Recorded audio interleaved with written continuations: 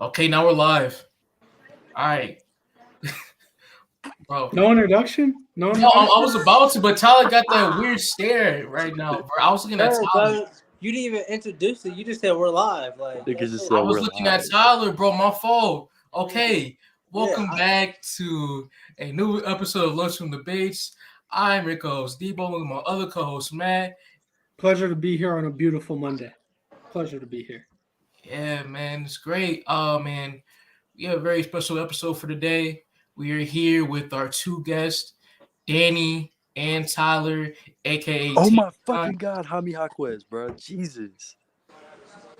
Oh Very my god. inappropriate. Very inappropriate introduction to Wanny. I'm sorry, man. We're watching greatness. We're watching Lakers Heat Summer League. And Hami Haquez just boomed on the whole Lakers team right now, bro. I didn't even know he could do that. He's gonna do that shit in Portland. He's gonna go crazy in Portland doing that. Bro, hey, man, but yeah, we're gonna get to that when we get to it. But Yeah. again, today's episode is a very special one. It is a NBA free agency special. With today, we're gonna go all over the latest offseason moves, news, and rumors. Recently in the NBA, so it's gonna be a great one today. Love it. Love it. Sorry, that was a bad introduction for me. Thank you for having me on the show. I'm quite happy to be here, Dibo. Very excited for today's episode, man. Oh, are you? Hey, I'm glad. Very good. What about Tame Time? Are you happy? Jaime Hawkins is him. But Tyler, you excited to be here? I'm very excited to be here. Yes, I feel sir. like I deserve to be here. I'm meant to be here. We don't care. But hey, man, we gonna move on. We gonna start the episode, of course, and we're gonna start with the big move, the big guy, the main guy, and that Listen guy from me is to the Dame Lillard. Clippers. Let's get it. Yeah, that guy's Dame Lillard, and so of course, recently Dame Lillard from the Portland Trail Blazers, he has requested a trade. With recent reports, the main team he wants to go to is the Miami Heat, but with Portland, according to Adrian Wojnarowski, the Trailblazers aren't really respecting his request, and they are open to trade with any team that has the best offer for Dame. So, with that being said, how are you feeling about this? Tyler, I'm gonna let you go first. Seeing as This you're is the his Miami day. man here. This is his day. Go ahead, Tyler. Honestly, I'm not gonna get my hopes up for Dame. Although that is his destination he wants to go to, and the only reason why the Trailblazers said that is they went to Woj and they said, "Put this out here. Tell every team that Dame is available." You know why? Because they want to milk us for everything they can get. 100%. You gotta get the price of the brick up. Knock on wood, they're gonna send us Dame, but they only did that just so that we had to up the offer and add more people in, so that they think that he can end up somewhere else, and they know we're desperate. So, but honestly, I would love for Dame to come to our team. He's just gonna take every last aspect from our stuff. We're gonna be stuck with like 4 people left on the roster. And the Suns is already snatching up all the good free agents. So it's gonna be a little. Pat Riley's going to have to get in his bag. He's going to have to wake up if we get Dame. So Pat Riley's out of his prime, though. I don't know if he can do all that, but I don't know. Like, again, if the Heat don't pull this off, I don't know, man. Pat, you gotta send in that like pink slip, bro. You gotta resign, man, immediately, bro. This is the easiest layup I have ever seen, or one of the easiest layups I've ever seen in my life. For when it comes to like a star player, asking for a trade and like wanting to be on said team, bro. You know what else is a layup though? What is? Donovan Mitchell was a layup, but guess what? Pat Riley just sent an offer. No, Donovan Mitchell to the Knicks was a layup. I thought he was going after me there, bro. But he wanted to play with Bam. He clearly stated that he. He really wanted to be part of New York, bro. You want to He play? want to go to the Knicks. No. But even that, like the Knicks when Donovan Mitchell, that wasn't a lack of effort. Like we were set to give up RJ Barrett and 4 firsts and Obi Toppin, and it was just like Danny Ainge was being stingy, and then he made a deal with the Cavs, which I thought was much less than we were offering. But like at least we were making it on the table. We were putting the offer on the table. But like if Pat Riley doesn't execute this, I don't know, man. Yeah. The Jazz got an all-star from the Cavs, though. They did. But he wasn't an all-star at the time, but he hooped his ass off last year. Yeah, good for Lowry, man. I know he's going stupid in the military right now. I did see a video he posted. But back to the trade thing. I was thinking this when I was driving over here. I was thinking the Portland Trail Blazers have to be looking themselves in the mirror and thinking, what the hell did we do? Like when social media really started heating up and begging Dame to request a trade years ago, like 2 or 3 years ago, there were mock trades where it was like Jaylen Brown and a couple first-round picks from the Boston Celtics to the Portland Trail Blazers, and people were saying, oh, the Portland Trail Blazers aren't getting enough. And now to fast forward to today where it looks like they're going to get what? Tyler Hero, Jaime Jaquez, Duncan Robinson in the first or two. Like they got to be kicking themselves in the ass. Absolutely, man. I think with this whole trade request, look, I think that everybody that's trying to say he's not gonna go to Miami is clearly fooling themselves. I'm 99% sure he's gonna end up on the Heat, bro. They wouldn't do Dame like that. If he doesn't, then it sends a signal to every player that becomes a Portland Trailblazer. Like, how are we gonna treat you? Like, this dude is probably gonna have a statue outside our stadium, and we're not even gonna request his like wants. Dame Lillard's statue is nasty. Greatest Trailblazer ever. That's Clyde Drexler. No, it's not. Learn How was it not Clyde Drexler? Oh my God, learn ball. How was it not Clyde Drexler? Learn ball, Dibo. Bro, he took the Trailblazers to 2 finals. Bro, acting like he's watched a single minute of Clyde Drexler. You can look at history. You can look at NBA Clyde history. Drexler never made a left-handed layup in 10 years. Clyde Drexler never dribbled with his left hand in 10 years. Yo, y'all are lying. Clyde Drexler was balding at 13. That might be true. What do you mean, Mike? That said Mike. I don't know. I understand I do agree with you. I think he's gonna end up in Miami just because like you got to respect Dame's wishes. I feel like just because of everything he's given to the organization. But I hate the Miami package personally. I was telling the chat this the other day, but like if I'm looking at the Trailblazers roster, I see that I have Scoot, who I think is going to be great. I really have high hopes for Scoot. Okay. I think Shaedon Sharp projects to be a really good shooting guard, and I think Anthony Simons is already a young, promising guard. So, like, getting Tyler Hero doesn't really entice me. Like, what I'm seeking is a front court player, like a young front court player to complete the rebuild or complete that young core. That's what they're getting. Jovic. They're getting and Jaquez and Jaime. Yeah. I'm trading Dame for somebody who I haven't seen play a single minute. No, bro. It's gonna be a 3-teamer, bro. It is gonna be a 3-teamer. That's what Woj said. That's what Woj said. That's better for us. That means we're going to give up less. Not necessarily. Well, you're gonna have to just send Tyler Hero somewhere, and you're not even gonna get compensation for him, because all the compensation will be going to Portland. You guys might get like a second rounder from some team. No. I am interested. Who do you think that third team would be?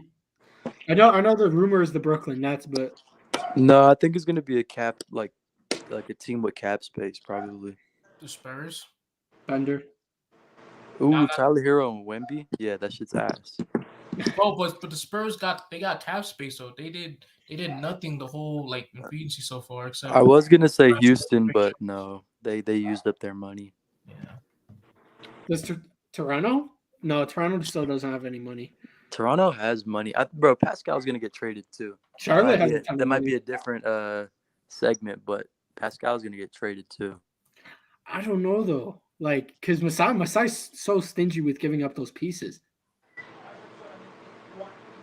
I would love for Toronto to blow it up. I think it's long overdue, similar to Dame and the Trailblazers, but Masai's being so stingy, they should have blown it up at the trade deadline when they still had Fred VanVleet. Before he left for nothing, they could have at least got like a second or a first for him.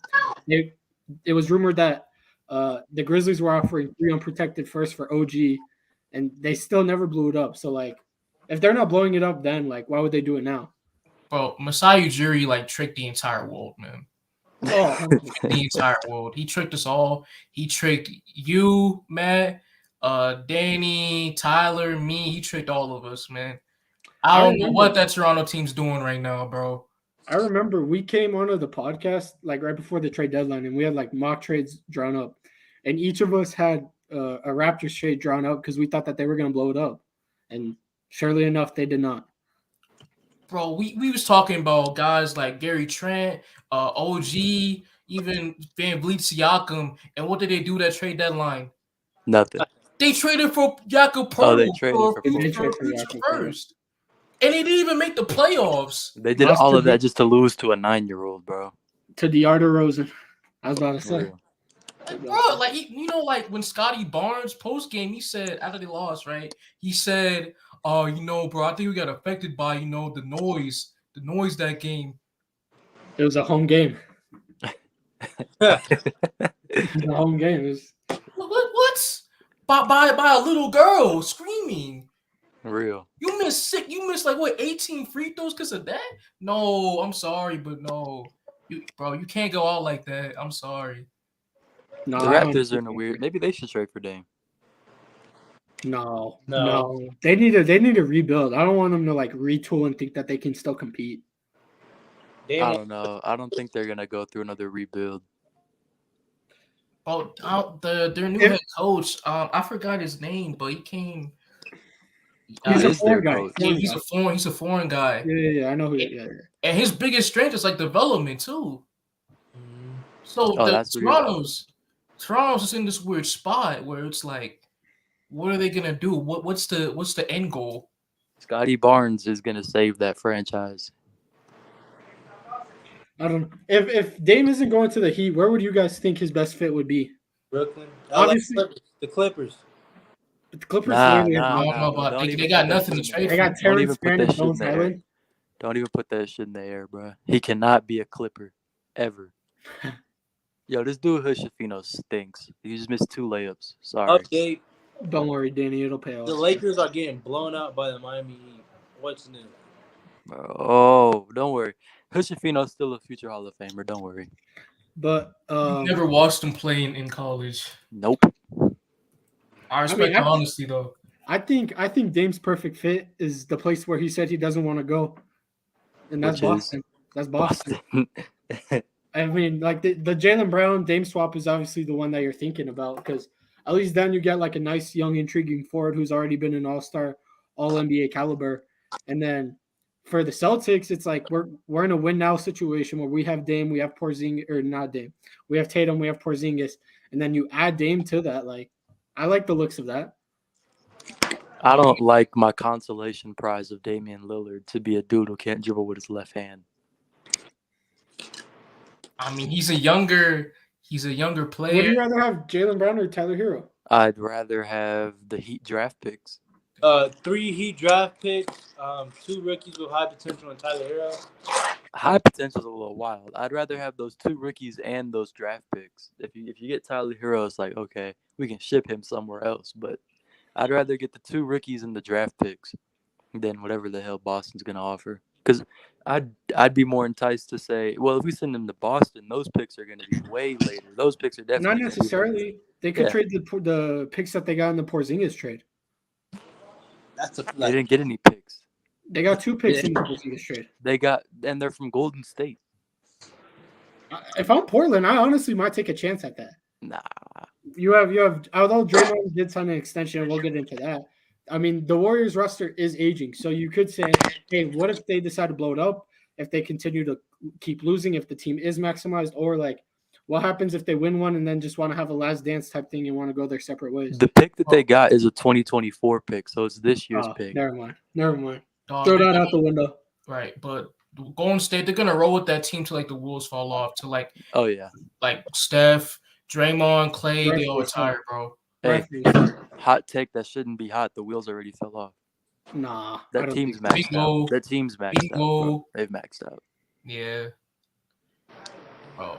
But you look at the West, man. Like all these teams, they're bringing all like everybody's gonna be healthy. They're even improving the squads as well. And what's Golden State doing? Traded for the point guard. Come on, bro. Be for real. Hey, I actually don't mind that trade. That They trade got is actually, no. that trade's not that bad. That was a horrible trade. Oh, they got even smaller. They did get smaller. They did get smaller. I don't like they need to add size for sure. I wish that they could have got Jakob Poeltl. I wish that there was a way, but they could not match the 20 mil a year that Toronto was giving, especially since. But they gave Draymond the contract. But you can't give Draymond that contract unless you trade Jordan Poole. But trading him for just CP? I mean, well, CP's contract is also expiring in the next year or two. Yeah, but he sucks. I don't know. Draymond went on to the Paul George podcast. Shout out Paul George podcast. It's a very good listen. But what he was saying was that CP, although like he might be old and they might have like some conflict, like what CP gives to the Warriors is a different dimension. Because last year when Steph went out, it was the same thing. It was just Jordan Poole coming off these screens, playing the exact same way that Steph played, just to a lesser extent. But with CP3, I mean, you're giving defenses a completely different look when he's in the game. And personally, I think CP3 is going to unlock Kuminga. I think Kuminga is a sleeper for most improved player this year. Oh, bro, if you think Kuminga is staying with that team, bro. Oh, yeah, he's getting traded. He's got one more year on the roster. He's got one more year. He's getting traded for sure. No, he's got one more year on the roster. He hates it. Bye-bye. Gone. Like Moody, Kuminga, all the young assets, they're gone.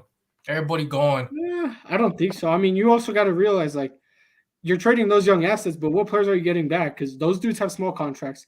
It's not like you can take an excess in cap because you have Wiggins who's making 30 mil a year, Draymond who's making 25 mil a year now, Steph who's making close to 60, and Clay who's making 40. Like, to get the value back in return for those guys, I don't know if you're getting that on their contracts.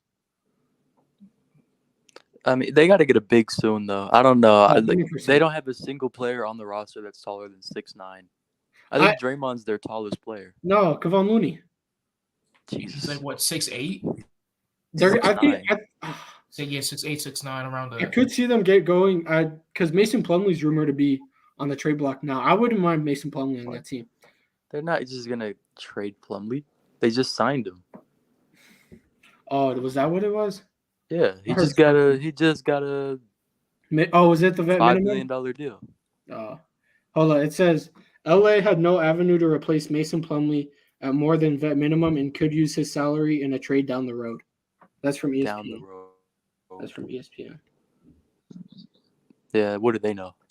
They don't know more than I do. Well, we'll see. Debatable. What? No, I'm kidding. You know why we about have you mine. on. That's why we have you on.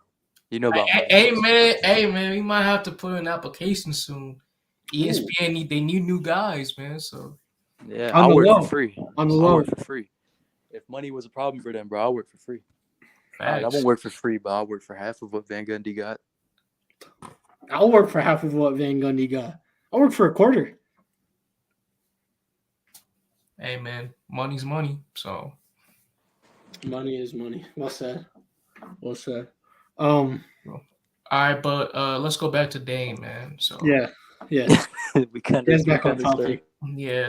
Oh, you went from talking about Dame to talking about Golden State. In Hey, no worries. conference. So, but it worked out well in the end. But you know, so my question is for the rest of you guys is that with Dame on the Miami Heat potentially that big three of Jimmy, Lillard, and Bam, would they be the best team in the East?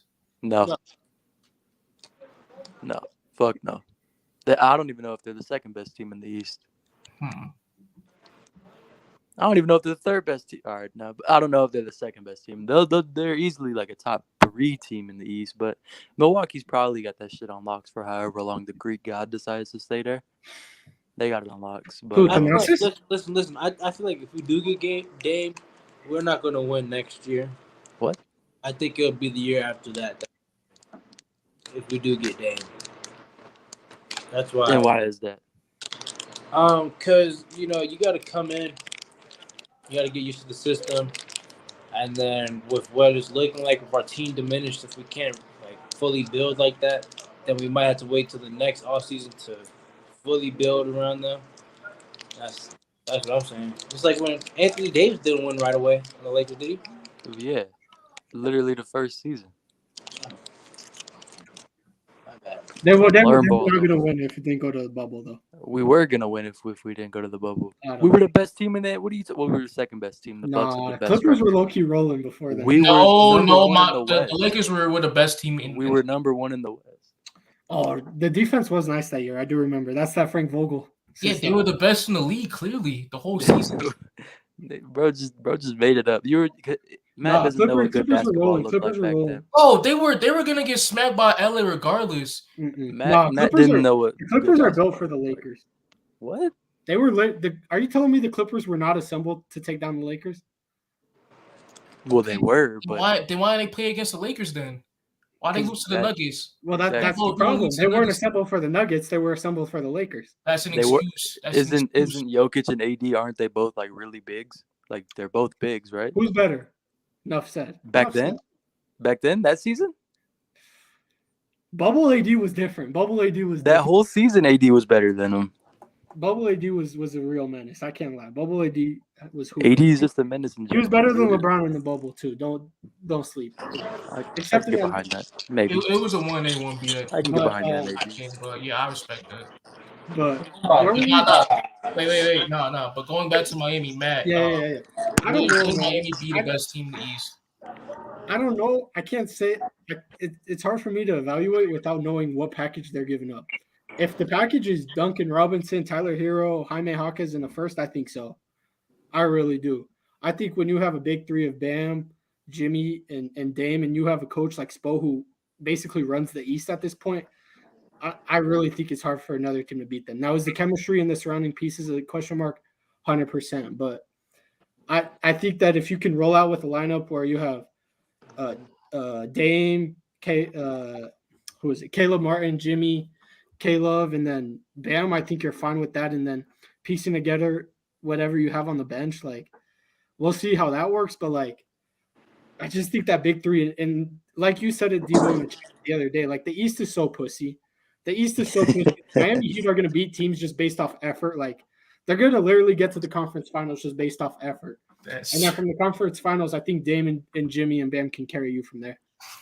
I wouldn't even like worry about chemistry and stuff like that because Jimmy Butler and Bam Adebayo, they seem like very selfless players. Like they know their role. Well, especially Bam. Bam knows his role. He sticks to it. Jimmy knows he's that guy, but also he's fine with taking back seats to his teammates. That's why like Caleb Martin was able to almost win like the Finals MVP or the Eastern Conference Finals MVP. Flukiest run I've ever seen in my life. Nah, Jimmy was getting it regardless. Let's be honest. You're just mad that he outplayed the guy. He gets the LeBron treatment. You can make a debate about Caleb Martin being better that series than Jimmy. I'm saying, I thought so. Yeah. I didn't think so. He wasn't better than Jimmy that series, but that's not why we're here. We're here to discuss why the Miami Heat won't be the best team in the East, even if they get Dame. I think it's a close tie between them and the Celtics. I think this. I don't know. I'm a little worried about the Bucks. What happened to Milwaukee? I don't know, man. They're getting older. Yeah, just second round exits, first round exits. I do think they'll have somewhat of a bounce back year, but it's like they look like the most dominant team in the regular season. I think they were top 5 offensive or top 5 defensively, but they weren't very good like offensively, which was a surprise. Or maybe I have it mixed up. But I don't know, man. I think another year Brook Lopez, although he was runner-up for Depoy, I think he might have some regression. Chris Middleton coming off a year where he basically didn't play a lot, might have some regression. And then it's like you also have a new coach, a first-year rookie head coach, which I'm not. I don't know. I don't like a rookie head coach going against Spo in a playoff matchup. That's fair. All right. Let's wrap it up from there. Moving on to the next player that requested a trade. We're gonna talk about James Harden. Bet. Rick Rouse and some dreads. Let's get it, boy. All right. I got 3 trades that I got from Twitter. These are mock trades. I'm gonna read them out loud. You guys let me know what you think. All right. Okay. The first one is from Kevin O'Connor, and it's James Harden to the Clippers. So James Harden and PJ Tucker to the Clippers. What? And in exchange, the 76ers get Terrence Mann, Norman Powell, Robert Covington, Nick Batum, and a 2028 and a 2030 first-round pick. If I was Daryl Morey, I'd scream at that offer. Oh my goodness, I I'm need saying, that. I think the Clippers are giving up way too much. I'd twerk for that offer if I was Daryl Morey. Bro, so you're telling me the Clippers will dismantle their own like their whole bench? Basically, For they're going like it's like a win now move, I assume, because then your starting lineup is James Harden, PG, Kawhi, PJ Tucker, and Zubac, and then you would still have Mason Plumlee off the bench, Bones off the bench, and Russ who they re-signed, and then who are their forwards off the bench like Amir Coffey, Markieff Morris or Marcus Morris. Yeah, almost got traded, but still on the roster. Should get traded. Should get traded. I agree. That boy stink. I'm sorry, but that boy stink, man. But I don't know. That boy if I'm the Clippers, I understand like where Kevin O'Connor is coming from. Like if I'm trying to commit to this win now, I understand that, but I think I would rather just stay pat. Honestly, I think I would rather just stay pat with what I have. Look, I'm jumping with joy at the idea of James Harden being a Clipper. As a Laker fan, I love that idea. I think that's a great idea. I think that the Clippers should do that immediately, right? But if you look at it from a neutral place, like they're giving up way too much just for James Harden and PJ, best player on the 76ers in Game 7, Tucker. I love the respect, Danny. I love the impartial respect. Yeah, there's a level of respect for someone who outplayed the quote-unquote MVP. Oh.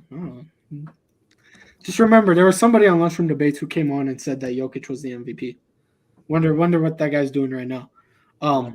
But he had a better season than Giannis, but it's fine. But to give up a 2028 and a 2030 pick for Harden when Harden's aging, PJ Tucker if you get is aging, Kawhi is aging and can't stay healthy, PG is aging and can't stay healthy. Like Russ sucks. Like I don't know. Nah, Russ ain't bad. Let's respect Russ. For his role on that team now, like he's a very solid player. $4 million a year is a steal for Russ, by the way. Imagine if we had Russ for $4 million a year, bro. He'd probably still be on the roster, low key.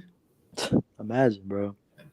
All right, so rate that trade out of 10. On whose side? Just like the likelihood of it, the likelihood or the compatibility of it. Likelihood of it happening, I give it a 4 out of 10. I don't think that they would give up all those things, and I don't. Like how much sense it makes. How much sense? Yeah, 6. It's like a 6 out of 10.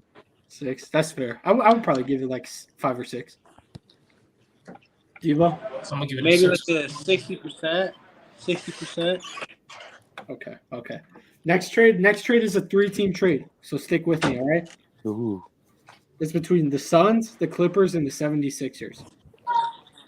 So the Clippers get James Harden and DeAndre Ayton. What? The Suns get Tobias Harris. What? And the 76ers get Paul George, TJ Warren, and Rocco. Yeah, that shit is ass. Wait, hold on. So you're saying the Clippers get both Harden and DeAndre Ayton? Yes. Okay, and then and they give up Paul George and Rocco. Okay. The Suns give up Ayton and TJ Warren and get Tobias Harris. And then the Suns give up Tobias and James Harden and get Paul George, Rocco, and Warren. Yeah, that's bro. Whoa, okay. So the Clippers they get Harden and DeAndre Ayton. Yes. The Suns they get Tobias Harris. Yes. And then the Sixers they get PG and Rocco. Yeah, and TJ Warren. What? Okay, so PJ and Rocco. If I'm the Clippers, I say hell yes. Oh well, yeah. If I'm the Suns, I say hell yes. A Clippers fan? If you're the Suns, you say hell yes to that trade. I'd rather have Tobias than DeAndre Ayton. Bro, okay, no. So for the Suns, right? If you trade away Ayton for Tobias Harris, you have a starting lineup of like what? Yeah, Tobias Harris would be coming off the bench. Tobias Harris not coming off the bench. Nah, he'd be the 3. KD would be the 4. So It'd be who's the 5? Drew Eubanks. Jesus Christ. That's greatness. Featured in a Dame song, by the way. Jesus Christ, bro. No, I'm not making that move. The center play is a question mark, but the center play on the Suns with DeAndre Ayton is already a question mark. Okay, but at least DeAndre Ayton got size. What does Drew Eubanks have? Size? No. How big is Drew Eubanks? How tall is he? Pause. Look, Pause. 6'9". How big is crazy? I'm not gonna lie. Oh God, I had to catch myself. He's 6'9". I didn't know. No way. Cause 6'9", 6'10". Fuck. I thought he was taller because he was like second in the league in rebounds what? off the bench last year. That boy's short. To New York's very own Isaiah Harden. Man, and you won't get that man going up against Jokic. No, ain't AD. No, you can't do that. It's better than Aiden. It's better than Aiden. No, it's not. No, it's Is not. Jokic better really than not. Aiden in the playoffs? In the playoffs. Bro. No, you don't get it. At least with Aiden, you got at least size and height. I don't care what Drew Eubanks is gonna do against Jokic and AD. He can't do nothing. It's gonna be like Jokic on Cody Zeller in the finals. It's a complete mismatch. No matter how hard dude's gonna try. So Hey, at least guys, with Aiden, breaking news. Just got a Shams bomb. Malik Beasley to the Bucks. Good pickup, actually. Good pickup. I'm about to kick you off Good this. pickup because he's gotta remember how to shoot. Bro, I'm really about to kick you off this party, Danny. My fault, OG. It won't happen again, big bro. No, that's a good pickup for Milwaukee. Because watch, he's gonna remember how to shoot since he's not on the Of Lakers course he anymore. is, yeah.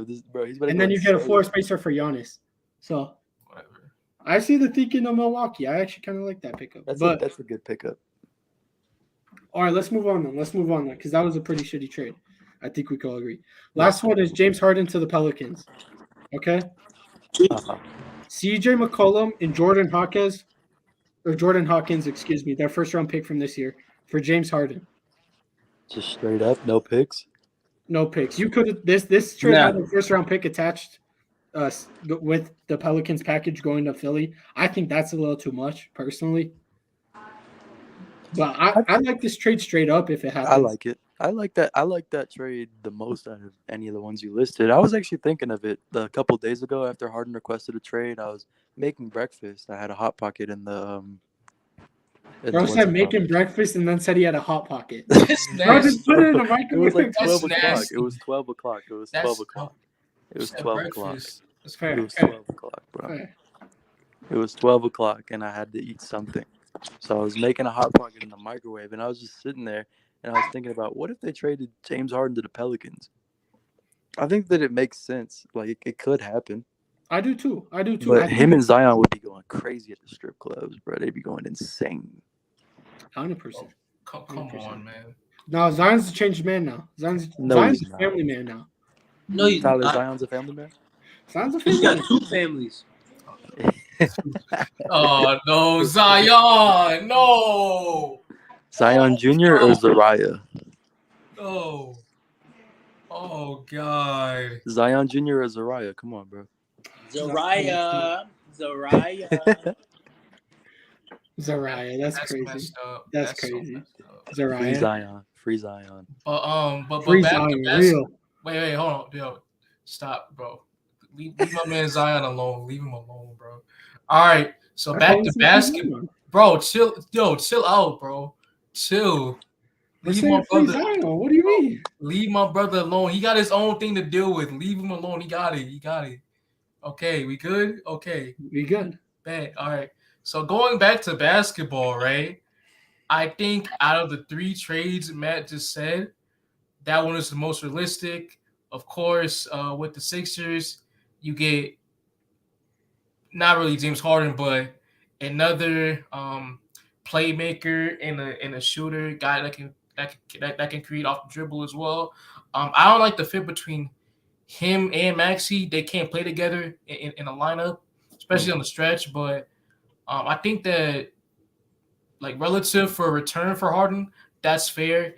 And with the Pelicans, you get another scorer alongside Ingram and Zion to give both of them space and more and like better open looks on the floor when all of them are healthy. The biggest issue with the Pelicans I have with is that they only got a point guard, especially a playmaking point guard. I might add, they tried McCollum at the point guard position. That didn't work. Alvarado, I do like him, but he's not a playmaker, really known as a playmaker as well. Well, wouldn't James Harden be the point guard? So Yeah. what? Wouldn't James Harden be the point guard? Yeah, For the you would be the Pelicans? point guard. So what were you saying? That's what I'm trying to say. Oh, They need a playmaker. yeah, 100%. Who else? Pierre Lewis. The guy Ass. they drafted. Yeah, complete. He's not good. Dyson Daniels, project player they got Ass. last year. Again, what Danny said, he's not good. And so they just need that guy to, facilitate the offense and keep it running. No, Harden will be nice. I think that'd be crazy. No, I actually really like that fit because then you're still given the space that Brandon Ingram needs to operate in that mid range where he likes to operate. Zion can obviously operate down low when he's healthy, and then James Harden is that floor spacer who can step back. He can run the pick and roll with Zion. He can run the fast break if you need him to occasionally. So I mean, I like that fit. I also like the fact that Herb Jones is a shooting guard alongside James Harden. So like, you don't have to worry about James Harden's defensive liabilities because you have Herb Jones picking up the best perimeter player, and then you have Brandon Ingram also helping out. But if this trade were to happen, I think it's time to move on from Big Val if I'm the Pelicans. Yes, it's time to move on regardless. That boy ass. I don't know. He's not ass. He's just it's kind of repetitive, I feel like, with him. Yeah. I would try to move on from him though. I wouldn't mind him on the Lakers. You know who the perfect fit is. You know who the perfect center is for the Pelicans. I don't even need to say his name. Porzingis. I was thinking somebody else. No. Same conference though. Brook Lopez. Same conference though. You got the right type of archetype. Ooh. Obi Toppin plays with him. Oh, Miles Turner. Yeah. Miles Turner. Turner's the perfect center for like half the teams That's- in the NBA. He's in trade combo like every year, bro. That's very true. We're going on year 7 of Miles Turner trade rumors, bro. About year 3 of Miles Turner and Buddy Hield to the Lakers. Hey man, and Miles Turner's still been with Indy, man. So hey, salute to him. They paid that Her man. too. Shafino just keeps breaking, bro. I'm sorry. I just get this shit on in the background, and every time I look, he just misses a shot. Fair play. All right, are we moving on to free agency then? Yes, we are. So Lovely. hey, I currently have a list of all the big free agent moves that have happened so far. And we're gonna start off with probably the most controversial one. Hold on. Shocking one. Hold on. Can I guess? Now that you said most controversial? Okay. Let's brainstorm, gentlemen. It's either between Fred VanVleet, Dylan Brooks. Yep. What other or Jeremy Grant? Smash. I think it's Jeremy Grant. It's either Jeremy Grant or Fred VanVleet. It's got to be Van Skeet. Neither. It's neither of them? Neither. Is it Delano? Delano Brookovich? Is it Draymond Green? It's not Draymond, is it? Okay, I was gonna say that doesn't seem controversial signing. Controversial. Hold on. I got one more. Y'all got one more guest names. Okay, Can tell we us get a the conference? Can we get a conference? Yeah, facts, Danny. In the conference, Eastern Conference. Okay, Celtics didn't really have a big move. Bucks didn't have a big move. The Raptors got like Dennis Schroeder. I don't think that's controversial or big enough. Oh, it's the Orlando Magic signing their OG Joe Ingles. That one was confusing as fuck. No. but it's not Matt, that you got one? Matt, you got one? Is it Jakob Poeltl on the Raptors? Is it Vucevic to the Bulls? No, we already guessed. You already guessed enough. It's over. All right. So wait, no, Tyler get a guess. Tyler get a guess in. Bro, he's been popping in and out, bro. Yeah. All right. So is it Max Strus? Yo, no. Let me talk. I got you. Okay. So the player that we're gonna talk about first is, of course, Jay Crowder re-signing with the Milwaukee Bucks, man. Let's go. Get out. Let's go. Congrats. So Tyler Congrats. left. You made Tyler leave because of that. I can't believe you. Congrats. I just want to say congratulations to Jay Crowder. You know, I think that's a great pickup for the Milwaukee Bucks, you know, to get such a young guy. I think Jay Crowder is only like 22 at this point in his career. Obviously, showed great potential, but I think to get him is honestly a steal. All right. Okay. Enough trolling, man. Let's actually get into this. We know. Yeah, Dibo really had us scheming around, like trying to find the most controversial move to talk about Jay Crowder to the Bucks. No, We bro. know my feelings about Jay Crowder. That doesn't have to be said. Yeah, I don't know if you've said it on Lunchroom Debates. Have you? I think that if I do say it, I might get a little out of hand. Debo wants to make this more safe for airways, so. Right. Yeah. All right. So yeah, let's actually do this. Okay. So the most controversial move, Fred VanVleet getting 41 M's So from we the have Houston it. Rockets. It's a 3-year, $130 million deal. Good move or bad move? Horrible move, bro. They have the most inefficient backcourt I've ever seen in my fucking life. That shit is so trash, bro. Can you imagine Fred VanVleet shooting 39% from the field and then getting rewarded with $41 million for the next 3 years of his life? Hey, bet on yourself. Bet on yourself. Yeah, I mean, it's So a he great didn't even bet on story. He bet on himself. He bet on himself, lost the bet, and then somehow still won the bet. You know why? You know why? Why? Drake made a call, huh? Nah, Rich Paul. Nah, we'll never see a talent like Rich Paul again. We'll No. have to study him in the schools. That's why LeBron is the GOAT. Found him selling jerseys outside. Exactly.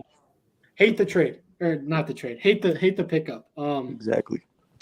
I understand that the Rockets had a lot of money to spend this offseason. I think they had like over 110 million. I think it was like 113 million of cap space. And I don't know.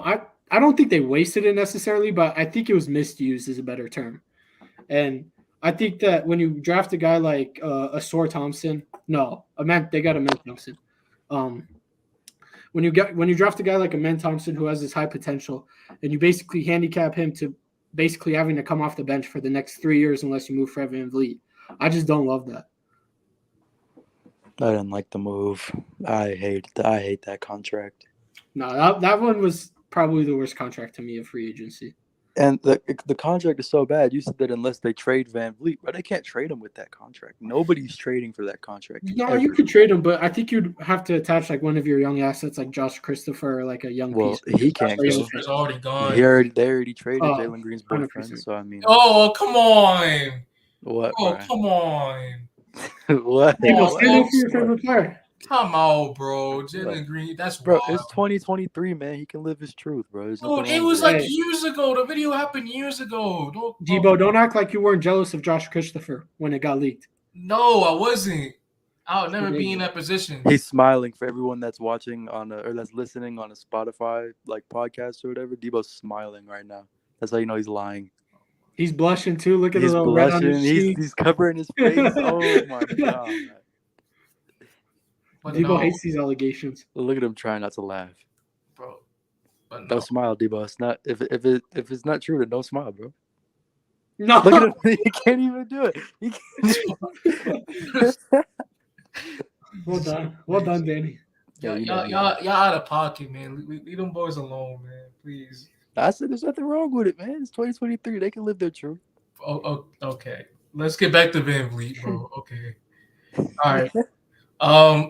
Fred VanVleet. I just don't like the fit at all.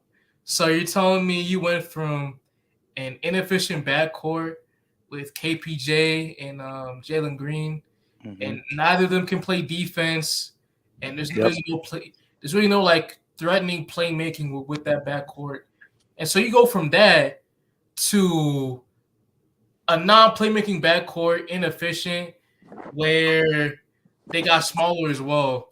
VanVleet's like what, 6 foot? Maybe. You said maybe, bro. I don't get it. This move just reeks of the Rockets being desperate to be a playing team or just to be competitive in general because of course, the past 2-3 years they've been a dumpster fire, shit show. Ball team. AAU ball at its finest, and then they bring Ime Udoka in, and with Ime Udoka, he's like, bro, I'm not trying to rebuild with this squad. I'm trying to win now. And of course, the front office, the GM of the Rockets, Raphael Stone, they're probably in their minds like, hey, man, we got to do something cool. We got to make a big move. We got all this cap space. We need to make a splash. We need to make some splashes. And what do? Sign Fred VanVleet for some reason. Overpaid. Hey, don't forget about the other contracts that they gave. Yeah, I'm going to get into that soon. But I don't know, man. I understand where they were coming from. Like, oh, we want to bring some good locker room morals because we really haven't had that. We really haven't had like veterans or leadership in our locker room. So we're gonna bring a former champion and Fred VanVleet. We're gonna bring kind of like a glue guy. Is he a glue guy? I don't know if Dylan Brooks is categorized as a glue guy, but like he's a high effort. He kind of gets the team together. Like they try to bring in like those locker room veterans, guys who try to boost winning. And I understand it from that perspective, but to pay Fred VanVleet more than Kyrie Irving is making, it just seems a little ridiculous. And Luka on his max won't make more than him. Shout out Dallas. Shout out Mark Cuban for robbing people. For real. All right. He do it on Shark Tank like every day. All right. Yo. Okay, let's move on to the other big Houston Rockets free agent signing, and that is Dylan Brooks for 4 years and $80 million. Danny, I know Dylan. what you're gonna say, but I like it. Dylan, Datavius, Markel, Brooks. You forgot Shanghai as well. I mean, look, Dylan Brooks is not a bad basketball player. He's a horrible basketball player. So to give him that type of money, I just think that's just outlandish. Especially what his asking price was the $12 million mid-level exception. Was there another team bidding for his services? I really hope not. Well, the ones in Shanghai, obviously, but was there another like NBA team bidding for his services? I don't know. The Cavaliers should have offered the Max Strus contract to him. I don't know if they did. Well, they probably did. Maybe that's how he ended up getting $20 million from the Houston Rockets. Is it all fully guaranteed? I don't know. I couldn't answer. I believe so. I don't know. I agree with you, Danny. I think it's an overpay, but I personally like the move. I think that like a lot of basketball fans, I know you do it to troll, but like a lot of basketball fans showed their immaturity when they were like, oh, he's actually like Shaq. Shaq genuinely thought that Dylan Brooks was going to be in China next year.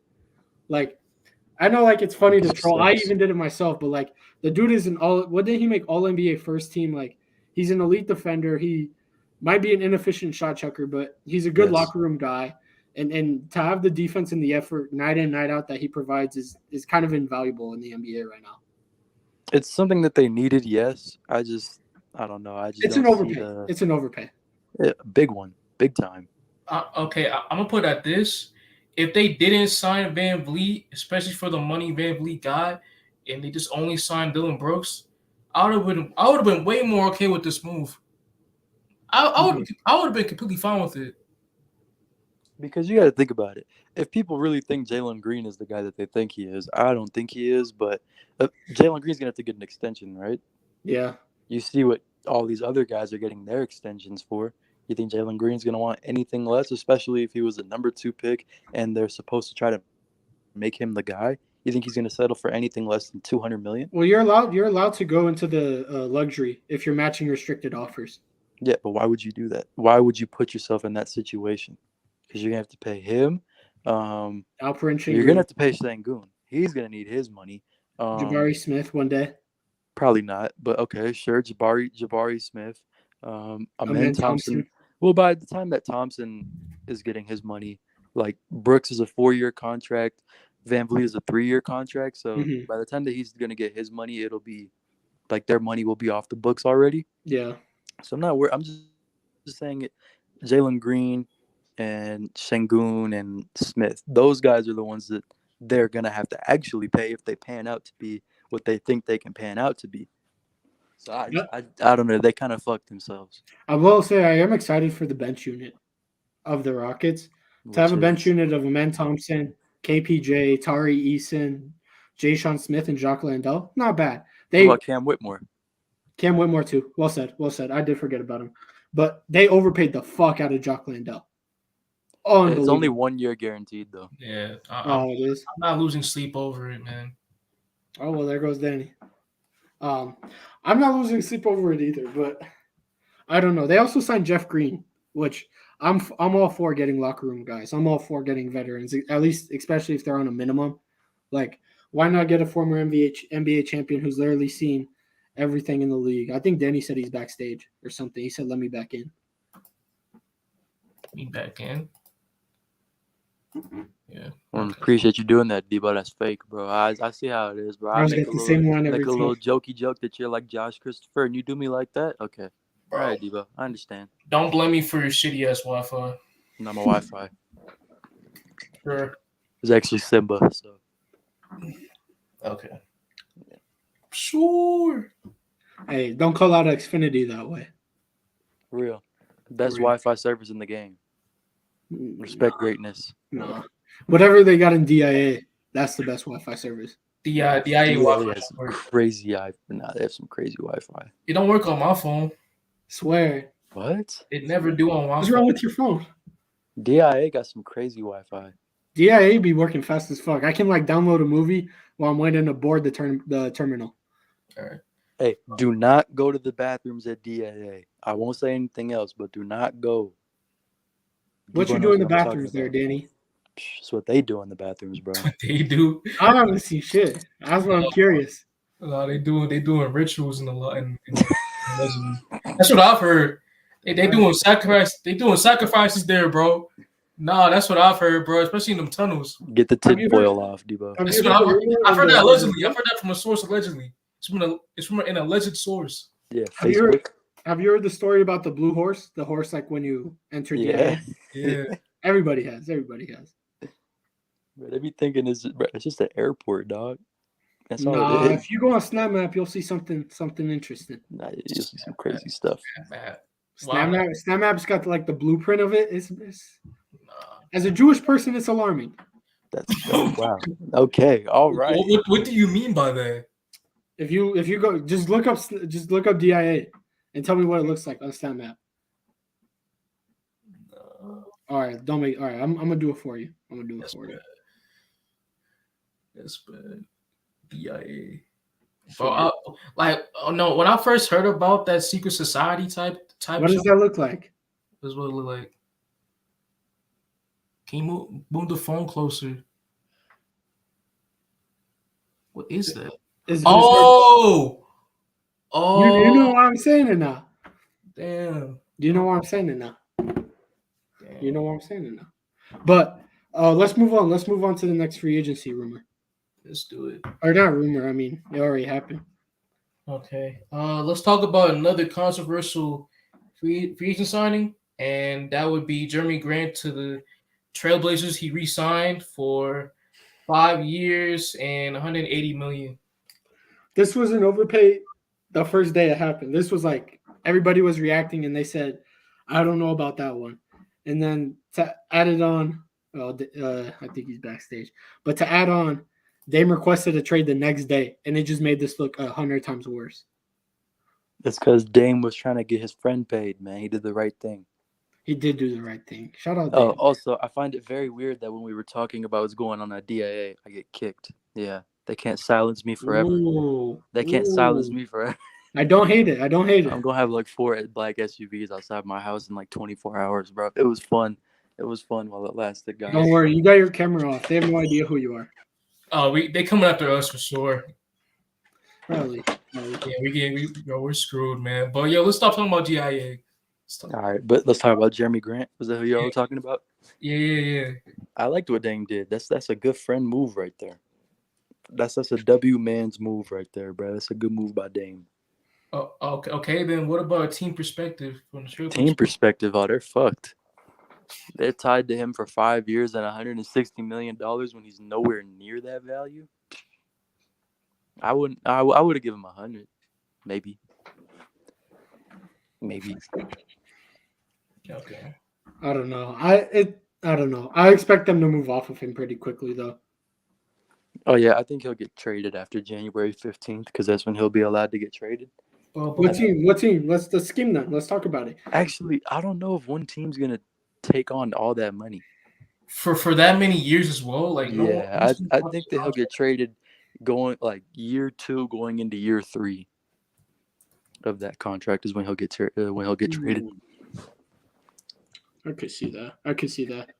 I don't know if Jeremy Grant wants that though, because Jeremy Grant, he went to the Pistons and he balled out. Wasn't he an all-star his first year there? No, he wasn't an all-star. Not an all-star, but he was damn close to it. He was like averaging. Hell no. Yeah, he was averaging like 20-25 his first year on the Pistons. On one of the worst teams in the league, that doesn't matter. But that's what I'm saying. He's already been in like that rebuilding situation. I don't know if he's down for another rebuild. We know Dame's not down for a rebuild. I'm saying Jeremy Grant might not be down for another rebuild. Yeah, who cares what you're down? I'm down for a lot of things for 5 years, 160 million. I do a lot of things for 160 million. I'm sucking it for 160 million. Hey. Shit. I might have to find 160 million then. Find 160 million, bro. I got you. Whoa. I can see the Cavs trading for it. With what money? Running him at 3. With what assets? With what money? Max Struss. No. Hell Max nah. Struss makes the contracts. No, it does not. Holy fuck, that contract's bad. Yeah. I was thinking that Max Struss. I mean, if the Heat somehow don't get Dame, I could see them going for Jeremy Grant. That's horrible. With that Duncan Robinson. That's a horrible consolation prize. That's horrible. Consolation prize nonetheless. You be better off running it back with the same team from last year. No, you would not. No, you would not. Jeremy Grant? Not with the team they currently have. The team they currently have sucks. Sucks. They lost literally like all their key rotational pieces. Shout out to Lakers. Hey, Lakers had a great offseason, Danny. I can't lie. Rob cooked, as per usual. Hey, man, but that's a perfect segue. Should we talk about the Lakers? Love it. Sure. I love it. All right, so with the Lakers, right? Re-signed Rui for 3 years, 51 mil. Re-signed Austin Reeves for 4 years and 56 mil. And then the new incoming free agents are Cam Reddish, Taurean Prince, and Gabe Vincent. So you're not gonna talk about D'Angelo? He's not important to you? Oh, and D'Angelo got He's not. My fault. He's legit better than every player on the Knicks, man. My fault. Bro, I ain't that on my list. My fault. I like the offseason the Lakers had, actually. I was a little worried that they were going to go big game hunting and try to get like Kyrie or something like that, but they didn't. They surprised me, and they went ahead and they did the right thing. Rob looked ahead for the future, which is something I'm very proud of. And like when you look at it, I don't think that we overpaid for a single player. No, definitely Like not.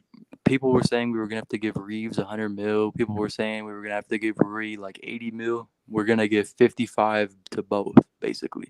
So that's good value there. D'Lo was great value. It was like 2 years for 37 or something like that. 2 year, $37 million dollar deal. Yeah, it's a cheap deal. Like it's basically a prove it deal because he shat himself in the Western Conference Finals. And then the marginal upgrades like on the outside, like Taurean Prince I liked, Gabe Vincent as a Dennis replacement I liked. I just think that they're missing a center, which if you look at it, yeah, he sucks. When you look at it, like the center market it's cooked now. There's no other centers to get. So I mean, unless you're gonna bring back Mo Bamba, I guess, but no, that's not gonna do anything. But I like the offseason the Lakers had. I'd probably say that they had the best offseason. I don't know if it's like a home run hit, but like out of every other team, what other team had a better offseason? I'm trying to you can think of the Rockets. No, Play. They sold. Wenyen's probably going to be your backup 5, or Jared Vanderbilt. Though. No, Wenyen's not on the team. Jared Vanderbilt then will be your backup 5. Backup 4. He plays. Wait, hold on. Shoot. I forgot another free agent sign the Lakers made. Cam Reddish? Jackson Hayes, man. Oh. Yeah, he sucks, yeah. Damn, I forgot about that. We already, yeah, I forgot. I hope it was probably for a good reason, but he's I hope Cam Reddish finds a home in LA. I hope Cam Reddish, man. That's his best situation too. LeBron is going to get him so many open looks. If he can knock down them shots, he'll be getting them play time. The Lakers have like a random player every year who just like pops off and has like a decent season. So maybe it'll be Cam Reddish. Who was that last year? Lonnie Walker? Yeah. Okay. The year before was Malik Monk. Yep. The year before that bubble year, I don't know. But... Rondo. It was Rondo. Oh, yeah. I actually do agree with you, Danny. I really do think the Lakers have the best offseason. I think they're the biggest winners of the offseason. And it's not just because of the names they got, but the prices that they got them for. Yeah, To get Reeves for what? Like, isn't it 14 mil a year or something like that? something like that. Yeah. To get Rui for like 16 mil a year, I thought is a fair price. I honestly think Austin Reeves is a bit underpaid. And then that's to have your point guard play being D'Lo, who I do think D'Lo is solid. When D'Lo was making them shots, that's when the Warriors stood no chance last year because you guys were just by far the better team when you have the third scorer like D'Lo participating. And then you also bring in Cam Reddish, who that's a very low risk, high reward player. Same thing with Jackson Hayes. I think him at the 4 might be decent next to AD. He's looked good at the 4. He's looked horrible at the 5. I mean, I hope so. But the thing is, the reason why I wanted a center was that so AD doesn't have to play the 5.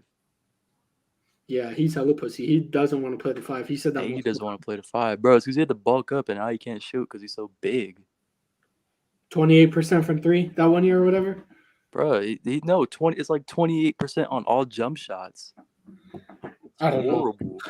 Nah, AD needs to play the 5. AD honestly needs to grow a pair. Like, I would rather live with him and not having the jump shot and being the defensive monster that he is because now I have Gabe Vincent, who looked insane in the playoffs last year. We'll see if he can do that. D'Lo, who's a knockdown shooter.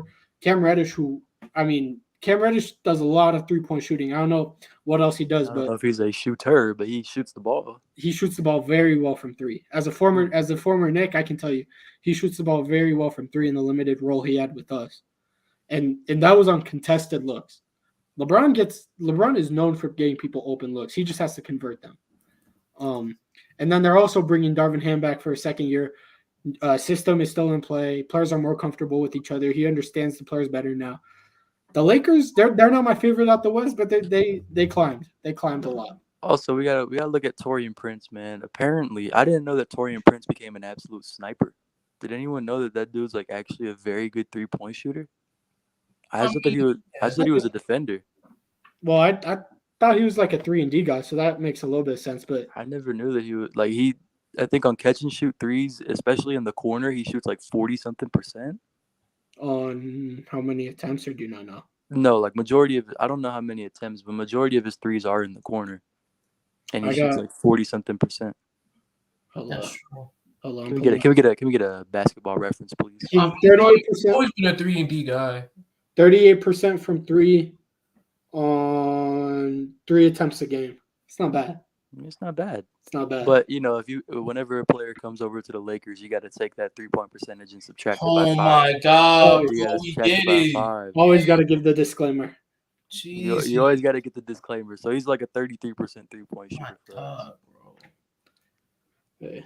What you complaining and moaning for, Dibo? That your team only traded their best point guard? That's the only move you guys made? We got better from the trade. Only point guard. Porzingis playing 15 games, bro. I'm sure. Nah, Porzingis. He played like 65. Yeah, he played in a contract year. games. I'm fine. In a contract year. I'm chilling, bro. In a contract year. I love the hate. Bro, he's playing 15 games next season, bro. I'm straight. Our team's good, man. Are you sure you're straight, Josh Christopher? Again, chill out, bro. Damn. Okay. No, give it 8 months. Give it 8 months. Debo will be back on lunchroom debate saying blow it up. Trade Jaylen Brown. Yeah, you gonna be back right here trying to gas up RJ and Julius Randle. Yeah, it's failed every single year. We don't care. Hey, that's fine with me. At least RJ can use the left hand. And at least RJ can use the right hand. What about the right hand? It's better than Jaylen Brown's left hand. I'll say that. Can he shoot? Can he be efficient on the basketball court? No. Next season he will be. Reginald Finkelwad sucks. No, that shot form is fixed. I've seen wonders in the training videos. Oh my God, we hyping up off-season training videos. No, he did it in the playoffs too when he changed his shot form. God. He changed it mid-series against the Cavs. Didn't he suck against the Heat though? I would say Julius Randle was just healthy again. He sucked in the closeout game. He sucked in the closeout game. What did Jaylen Brown do in the closeout game? Man, Jaylen Brown been to the finals. Have a triple-double. In the finals and multiple Eastern Conference Finals runs. Bro, what has RJ Barrett done at basketball? Let RJ Barrett play with Jason Tatum. He's doing nothing. Didn't respond. Didn't He's respond. doing nothing. RJ Barrett's doing nothing. He's being the best player in Canada. No, he's not. Doesn't No, he's count. not. Don't even respond to that. Let's move on. Clearly, Dylan Brooks. Okay. Next one, Draymond re-signs with the Warriors for 4 years. 4 years and $100 million. He gave him a hometown discount. What? He was rumored to get offers of over 30. What? He gave him a Who hometown the fuck discount. was gonna give Draymond 30 mil? The NBA's so cooked with Dallas and Portland, man. Kings maybe. Jesus. Why? Oh, speaking of the Kings, shout out Harrison Barnes' agent. Shout that out man Harrison is Barnes. he is that dude's agent. All time great. Well, I don't know if we'll see something again like that. Yeah, Harrison Barnes, man, he got 3 years and 54 mil. So Horrible contract. I don't know $54 how. million than he deserves. I don't know how, but hey, Back to Draymond though. I see a lot of people saying that regression is going to hit Draymond bad. I honestly don't think Draymond is a player that would be that affected by regression or by age. To me, Draymond doesn't really rely on his age and athleticism as part of his game. Draymond's a playmaker, one who's a positive ball handler, and two, he's one of the most high IQ guys in the league. It's not like he's blocking crazy shots and having these crazy athletic plays. Most of what he's doing is just communicating on the defensive end and being at the right spot at the right time. Strength and IQ is what Draymond is at this point. And stepping on people. Real. Yeah. Amen. Shout out Sabonis. Shout out Sabonis. Yeah, we'll talk about him later on. No, I forgot about Sabonis. Yeah, we'll have a whole segment for that. Next one, Kyrie to Dallas for 3 years and 126 mil. I loved it. I loved it on both sides. I loved it on both sides. I think that's the perfect price for Kyrie, and I also think that's the perfect place for Kyrie. I do think Luka and Kyrie are they the best backcourt in the NBA? Gotta think. I gotta think as well. I think they are. Would you take the Suns backcourt over them? What's their backcourt? Book and Beal. Book and Beal? No, I wouldn't take that backcourt. Honestly, best backcourt probably. That front court is a different story, but best backcourt. I think watch Derek Lively hoop. Watch Derek Lively cook. Or would you take? I do like the Lively pick. What about the Cavs? You steal. No, I'm easily taking that. Bro, imagine Luka and Kyrie in the playoffs. Ooh. No. Ooh. I don't know. They got to get there first. Don't worry, they'll get there. They'll be a top 7 seed. They'll be a top 7 seed. Yeah. Hey, actually, I guarantee this. They'll be a top 15 seed. I promise you that. But no, I think that they fit really well. It's just that team last season was just so poorly built, and Jason Kidd might have autism. There's nothing wrong with that. Allegedly, he might have it. So it's just it was just a poor situation last season. They shitted it away, bro. They were like the Arsenal of the NBA. They just bottled it. They were 5th place, and then they just lost every single game afterwards. Yeah. Shout out Tyler. Yeah, the move to trade for Kyrie was just pure desperation. I didn't think they needed to do it either. No, they didn't. It was just hey man, we got Luka and we try to maximize whatever we have of him, for as long as we can. And so what do we do? Man, we're just gonna before he inevitably requested trade to the Lakers. Yeah. Yeah, that too. But we already suck at defense, so why not we double the offense and get Luka and Kyrie, two of the best offensive players in the whole entire league? And I still can't believe they gave up that 2029 pick. Yeah, and of course that ain't worked Luka's out. gonna be a Knick by then. Laker. Silly, foolish. I like this contract though. I really do. I think that it's very good value for Kyrie Irving. I honestly do think that Kyrie enjoys Dallas. Would I put my money that Kyrie doesn't request a trade in the next 3 years? No, because that's just not a smart thing to do. But I do think he likes Dallas. Like Danny said, I think that they do have one of the better backcourts, if not the best backcourt in the league. But it's just that front court and that defense. Obviously, they're gonna roll out, and their lineup's gonna look like Luka, Kyrie, Josh Green, Grant Williams. They're gonna get Grant Williams. Oh, if they get Grant Williams, I would be a big fan of that. Of course, you would be for some reason. Nah, Dibo, they you're a really Celtics fan, need a Grant correct? Williams on their Oh, team. you're allegedly a Celtics fan when they do good, correct? But they do good. Yeah, Yeah. yeah. Yeah. It's a little How putting about words the in my potential mouth and idea? taking some others out. How upset I would be? How upset are you at the idea of losing Grant Williams? Hey man, if you get money, then you get money. I'm not gonna be that upset. No, I mean, like, as a player, As a player. are you sad that he's leaving the Celtics? No. Okay. So if the fake Foolish. Celtics fan Foolish. says that, then I'm sure he's not a good player, and it doesn't matter. Okay. Foolish. Man. Foolish. Number one trait to a fake Celtics fan right there. Not I like Grant Williams. respecting Grant Williams. Well, where are you getting that from? Celtics Twitter? No, bro. If you guys trade Grant Williams, the heart and soul of your team is now Jaylen Brown. Then that's crazy. He hates That's it there. crazy. No, it's That's Al crazy. Horford. Who's bringing the toughness? Who's bringing the toughness to the team? Al Horford. You said the East is pussy. Al You guys traded Horford? Marcus Smart, and now you're losing the only dude who wanted to bang heads with Jimmy Butler. He did fail at it though, miserably. Hey, I mean, at least He did. Hey, but then he was instrumental to winning 3 games and extremely instrumental in losing the 4th one. Yeah. I had to be honest, but he was great for 3 of those games. All right. Let's move on to the next couple of some new signings, and that is with the Milwaukee Bucks. They re-signed both Brook Lopez and Chris Middleton. Chris Middleton, he gets 3 years, 102 mils. With Lopez, why are you laughing? It's just so bad, bro. Oh my god. Well, why are you Is laughing? it the real number? Yeah, that's the real number from what they said. That's from Woj? Yeah. Oh wow. Damn. Oh, okay, and then they got Brook Lopez back for 2 years and 48 mil. Damn. The Milwaukee Bucks front office, they just let a train get ran on them, bro. Oh my god. That's horrible. Damn. Hey, Matthew, could you pull out the calculator, do some math for me, please? Absolutely. Tell me what you want me to put in there. 102 divided by 3, please. Any guesses? Upwards of 40 something. No.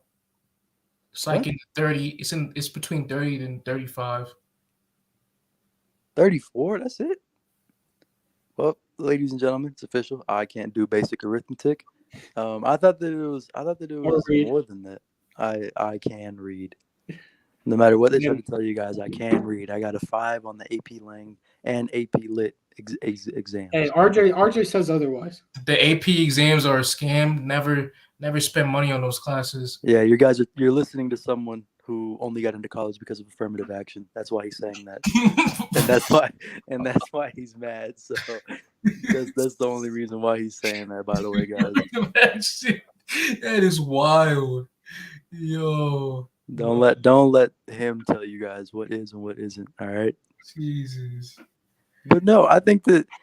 Listen, it sounded a lot worse, $100 million for Chris Middleton than it actually was.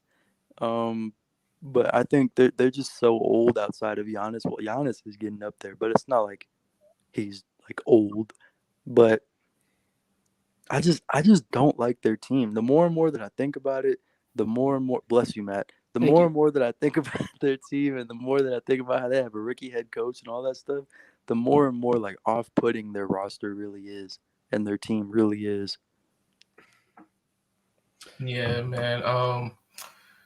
One of the biggest reasons why they lost that this year to the Heat was, their age, man. Yeah. They're one Giannis butt injury away from always losing. Yeah. And I think with the entire Bucks team, they tricked us. They fooled us. He fooled us like Paolo did to Italy. Right. Right. And I just think this Bucks team with Giannis currently has a ceiling that they can go to, and that's not really being a championship winning team. I don't know. I mean, that ceiling's as high as Giannis will take them. If it just depends on what Giannis we're getting, and yeah, I mean, bro, but we're not gonna get like a top 2-3 player in Giannis. Well, no, a Top top one. 1 to 3 player in that whole entire league with Giannis Right. every single year. 1 or 2. I would say 1 or 2. I'd say he's one. I mean, I got to respect that dude that just won, but I don't know. I actually do. I actually want to retract that. The team doesn't go as far as Giannis because you are right. We know what Giannis is going to bring. He's going to be a top 1 through 3, we'll say, player in the league. It's what the others bring. It's what Brook Lopez brings. It's what Chris Middleton, if he can be that Batman that he was when they won the championship, according to Perkins, and Giannis is the Robin. If Drew Holiday can get back to his depoy and making insane plays like he did in the finals, like it's really about the others actually when you really think about it. And I don't know how much I trust Chris Middleton anymore. I don't know how trustworthy I think he can be getting back to that Batman level. I'm not sure if I can trust Drew Holiday as well. Real. Nah, he got slutted out this postseason. This whole season, really, he's getting treated like a slut. No, regular season he was nice. Regular season. I'm pretty sure like the whole NBA community, we don't get just like how much like defensive ability Drew like lost this season. For sure. He was not an all defensive worthy player at all this season. No, he was not. Did he make Did he make an all defensive team? I think he probably did just based off reputation. Yeah. But I thought his offensive game stepped up this year quite a bit. I mean, he was having like 40-point games. He was having games where he damn near like was hitting the 3-ball like Steph Curry occasionally. Like, and it was something that I had never seen Drew Holiday do. Oh, okay, but he was their second best player with Middleton being out. And like, who else would you want to shoot the ball? Grayson Allen. No, I'm playing. So what are they going to look like next year? Are they starting Grayson Allen at the 2 if they're healthy? Start Grayson Allen at the 2? Jesus. Or are they starting Jay Crowder at the 4? You said Jay Crowder. Oh my God, bro! You just mentioned Jay Crowder. Well, because I'm asking what their starting lineup is. Oh, this team. Bro, no, their lineup. Well, Drew, Chris. That's what I'm saying. If it's Drew, Chris, then it has to be Crowder at the 4. Crowder at the 3. Or the 3. I don't know what they want to put Giannis at. And then Giannis at the 4, and then Brook at the 5. Brook Lopez at the 5. Bobby as the 6. Or they could go with Pat Connaughton starting. Where's Grayson Allen at? If he's starting, then he's got to be the 2, and then he slide Chris Middleton to the 3. They're definitely starting Grayson Allen over Pat Connaughton. Yeah. Their backup 4 they lost Javon Carter. I was a big player. fan of Javon Carter for them. Ooh. Yeah, and he's gone now. I really wanted him to be. He went to the Bulls, so it's like they don't have a backup PG now, unless who is it? Marjon Beauchamp, I guess. He's a wing. Bro. He's a wing. He's a wing. I mean, that bench unit is not pretty. I think they will start Grayson Allen because I think if you have Grayson Allen and Pat Connaughton off the bench, it's a bit repetitive. No. There's a lot of questions with that Bucks team. There are a lot of question marks with that Bucks team. Yeah. I didn't like the Bud firing. Well, I liked it in the moment, but the more and more that I think about it, I didn't like it. I liked it. I just didn't like I don't know. Like I've heard very good things about Adrian Griffin, their new coach. It's just I don't know. I'm always wary about like championship contenders getting a first-year head coach because Thank I God feel like you said something, Matt, because I was about to get canceled for what I was about to say. What? Yeah, I was about to get canceled. What about saying something about Budenholzer? Nah, we'll say it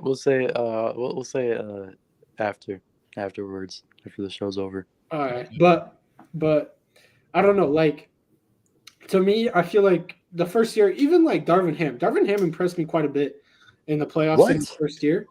In the playoffs, in the playoffs, he was impressive. But I feel like nonetheless, I feel like the first year of a first-year head coach is always like a learning period. Like it's unless you're Nick Nurse, I don't think you're winning in your first year.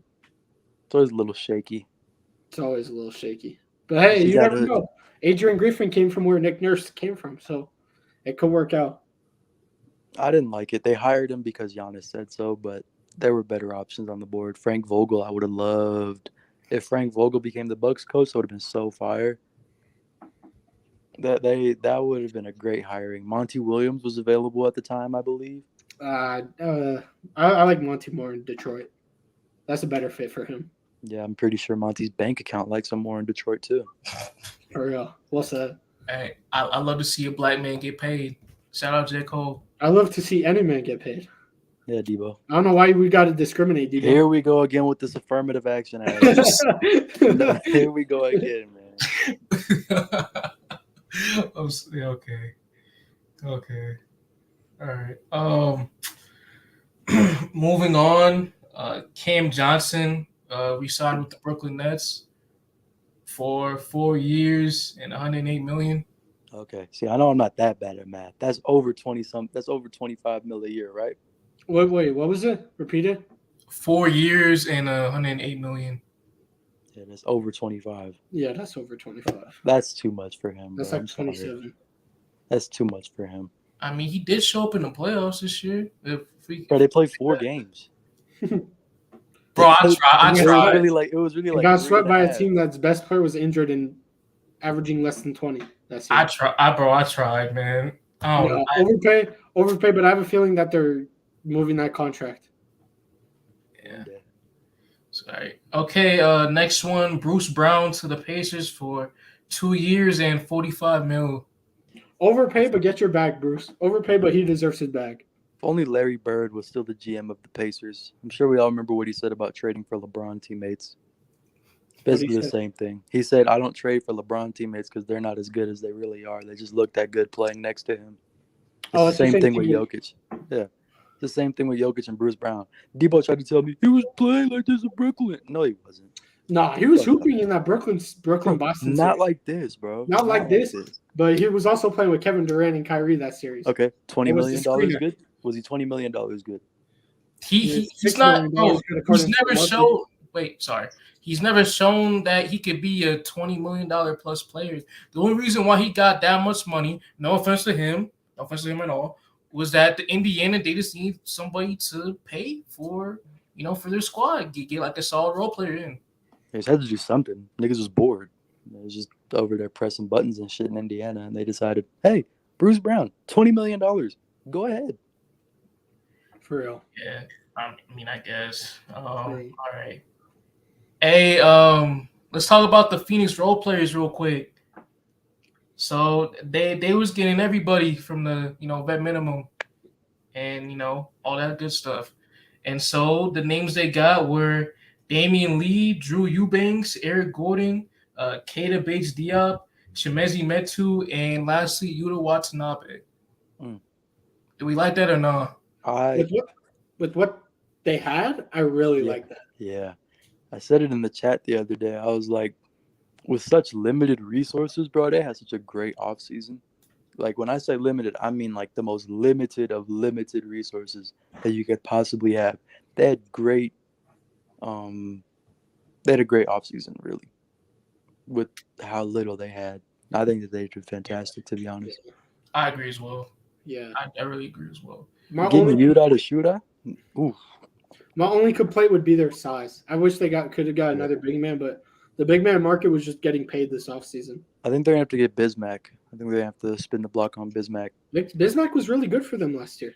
It's just too bad he's just ass, That's just the only bad part. He was I think Bismack led the league in blocks off the bench last year. Yeah, you keep saying those things, but they just don't really matter to me, Like you keep saying, oh, he was the second leading rebounder off the bench. Yeah, that shit just doesn't matter, man. It matters to me. It matters to me as the stat guy. I couldn't tell you how many blocks it was. Couldn't tell you how many blocks it was, but I can tell you he led the stat. Okay. All right, JJ. Okay, JJ. Hey, I see. Got the backwards hat like him. I see you, JJ. Please. Oh, that's funny. But yeah, I really do like what Phoenix did this offseason. They're one of my biggest winners in free agency so far. To get dependable guys that get shooters. Bates-Diop, he's a good 3-and-D guy. Balled out in San Antonio last year as well. Eric Gordon, he's a vet, shooter as well, can score a little bit. Drew Eubanks, rebounding big. Had a good season with the Trailblazers. Damian Lee, I don't know about that. Look, but as a Laker fan, I just want to say this to the Phoenix Suns and Phoenix Suns fans around the world. Frank Vogel is a good coach. Let's not underestimate Frank Vogel. But Frank Vogel needs to have a roster that can play defense. Players that are competent enough to play the level of defense that he's going to need them to play. We saw this exact same movie with the Lakers, bro. When the Lakers got Russell Westbrook, I almost said Russell Wilson. When they got Russell Westbrook and Mr. Unlimited? they had to fill out the rest of the roster with vet minimums, and that we were fucking putrid. And I have the same fear that it could happen with the Suns. Granted, they're going to be a lot better offensively because just of talent. They're just more offensively talented than what the Lakers were. But defensively, I don't know. You're not going to be able to win a lot of games if you're going to give up 30, 40-point quarters pretty often. And that's what I'm expecting them to give up. I think that the most average Phoenix Suns game is going to end in like 130 to 120. You know who the X factor is for that defense? Who? Oh, DeAndre Ayton. yeah. Oh, That's sad. Oh, it's well, so- it is sad. It is sad. I agree. But Oh. I mean, when DeAndre Ayton, when they made that finals run, DeAndre Ayton was great defensively. When they played the Lakers in the first round the following year, DeAndre Ayton was great defensively. Like Frank Vogel said, he wants to unlock him, wants to get him back to his all-star level. We'll see if that happens. I might see it happening. I don't know all-star. That seems like a stretch, but if he can be a good anchor defensively, that helps them a lot. Like Yeah. that'll help their chances a lot.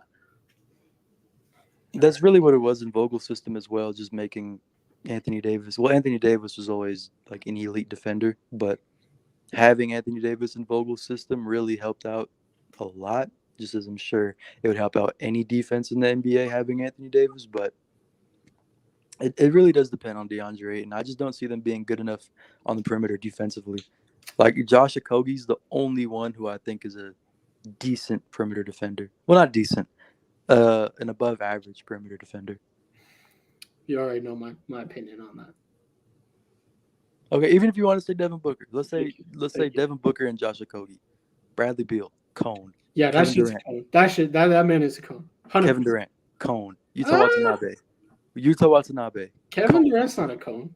That nigga a fucking layup line, man. Stop it. That man is a cone, KD, bro. I mean, KD has shown spurts of being a He's solid- a post defender. He's a post defender. I would. No, say no, that, no, bro. He don't but- care enough. No, but since the Achilles tear he has been the same, really. He used to be an underrated defender, I would say, but he's just not like that anymore. He was really good. He was really good when Brooklyn was starting to get some momentum back before both stars requested out. Facts, yo. Damn, bro. That man Wi-Fi just went kamikaze. Hey, I'm gonna remove him from the chat, but we gonna bring him back. Hey, so Dibo, the weather, huh? Yeah. No, we're not gonna talk about the weather. But yeah, KD, like Matt said, he tried to make when he was like da, da, da, da, da, da, da. Bro, that's been in like only short spurts. Yeah, that's what I think so too. I don't see him being that like I'm sorry. great underrated defender that Abdul and Owen. Well, what they see KD as is completely different than what the regular human being sees KD as, but they see KD as this god. To be fair, we've been wondering what goes on in Abdul's mind for like the last 5-6 years. That's one of the things we wonder what goes on in his mind about. I don't know, man. He has some. I love Abdul, but he got some. He would do some things to KD. That's what y'all need to 100%. know. He would do some things to And KD. I don't know why he hasn't done remotely anything good He enough. would be Josh Christopher to KD's Jalen Green. Bro, can we stop mentioning the video, bro? Jesus. Stop. I don't know, man. Damn. Oh my God. That's like the 5th time already. Hey, Fifth? good. It's a viral video for a reason. It's viral, man. That man is never gonna he's never gonna live that down. Oh, my agenda is runs. It's in ruins. Yeah, your star boy's cooked, man. It's in ruins, bro. Look at my lips. Do Bro, do the accent. You can't say ruining it without doing the accent. You're ruining it. You're just ruining it. bro. Nah, man. Not only Look at my lips. one, Look at my not lips. only You're ruining one, it. but 2 videos. There's Two. probably a third and fourth one that's finna drop, and I'll be there Oh. no matter what. Anytime No. I can make I'll Jalen be there Green no look a little matter bit what. worse. Well done. Anytime I can make Jalen Green look a little bit worse. That's what he was supposed to do. Exactly. No, but the second one was so egregious. It was so egregious. It was so bad, bro. Yeah, not one but two people picking him up from both sides, man. All right, you don't need to be explaining it to our child viewers, Dibo. You sicko. My fault. You sicko. My fault. Damn. My fault. All right, but let's go back to basketball. And who else? Oh, Cleveland. Let's talk about Cleveland for a minute. They're shooters. They're idiotic. They re-signed Karis LeVert to 2 years, $32 million. Got Max Juice for 4 years and $64 million, and George Niang lastly for a 3-year and $26 million deal. How do you feel about that one? That shit ass. Yeah, not the best offseason in my opinion. They did at least they had get to do what they had to do, but yeah, they at least got a small forward, which I'm happy about because that was their big like liability in their starting lineup, and now Karis LeVert can go back to being a 6-man, which I think is his best role. But outside of that, it's a lot of disappointing. I do think Georges Niang's a decent like low key pickup, but I think they overpaid for him. He sucks. He ain't get no burn in the playoffs, bro. That's how I know as a shooter. No, he was hooping one game, and then the next game he was sitting on the bench trying to like tear Jaylen Brown's knee. So he did nothing. No, he's literally being like a mini Pat Bev. Who signed with the 76ers, by the way? Didn't he announce it on his podcast? Oh, he did what Draymond said he was gonna do. Yeah, Draymond fooled the world. Draymond lied to the world. Yeah. Said he was gonna announce it on the pod. Typical Draymond says he's gonna do one thing and then does another. Dang, man. But with he's never done that, by the way. Yeah, but with the Cavaliers, these are just a bunch of panic buys, really. They got shooters. We're gonna see how they're gonna do well in the playoffs, of course, but I don't know, man. They're kind of put in a tough spot because versus the Knicks, the offense was completely anemic. They couldn't do anything. It was a brick off. I know you know that too, Matt, because it was horrible to watch. Brick off, I don't know. It was a lot of low-scoring games. It was a horrible series, and it. So it was a brick off. I can't say it was horrible because I enjoyed watching my team win in the playoffs. So, like, I enjoyed that series quite a bit, in fact. Nobody cares. Well, I was just talking back about your claim. My fault. I'm sorry. To be fair. I'm sorry. Get owned, boy. All up, brother. All love. Or oops, other side. I'm throwing up Crip. That's crazy. but I know where you're coming from. Oh, oops. I know where you're coming from. And as a person who watched all 5 games of that series and enjoyed all of them except for game 2, I understand where you're coming from. The thing to me though is just like I don't know if these pieces helped them where they needed it. You know what I mean? Like they weren't necessarily bad. Like I understand Jetty Osman. Jetty Osman was basically wearing a Knicks jersey that series. He was horrible. But it's like you need your other players to step up. And in the playoff series, it was like Darius Garland really only had a good game 2. He had a good game 3 or 4, like where he came out in the second half and was hooping, but that was like it. But Evan Mobley had a bad playoff series. Jared Allen, as we can see now, like he just does not look like he's meant for the playoffs, whether it was that first Brooklyn Nets series when they lost in 5 to Philly when they still had Ben Simmons and Jimmy Butler, or whether now where he's losing in 5 to the Knicks and getting outplayed, where he and Evan Mobley both got outplayed by Mitchell Robinson. It's like you can make these signings around the edges, and that's fine, but your big players have to step up in those moments. That's very true. That's what I think. Yeah, and with Cleveland, they're always going to be, with their current roster, they're going to be like, a top 4, top 5 at worst team in the East. Yeah. Largely due to the conference being so heavy, top heavy. But as a team where, you asked if you want to put them with teams like being serious contenders, like a Boston, a Milwaukee, or even a Philly or Miami, but you just can't. No, for sure, for sure.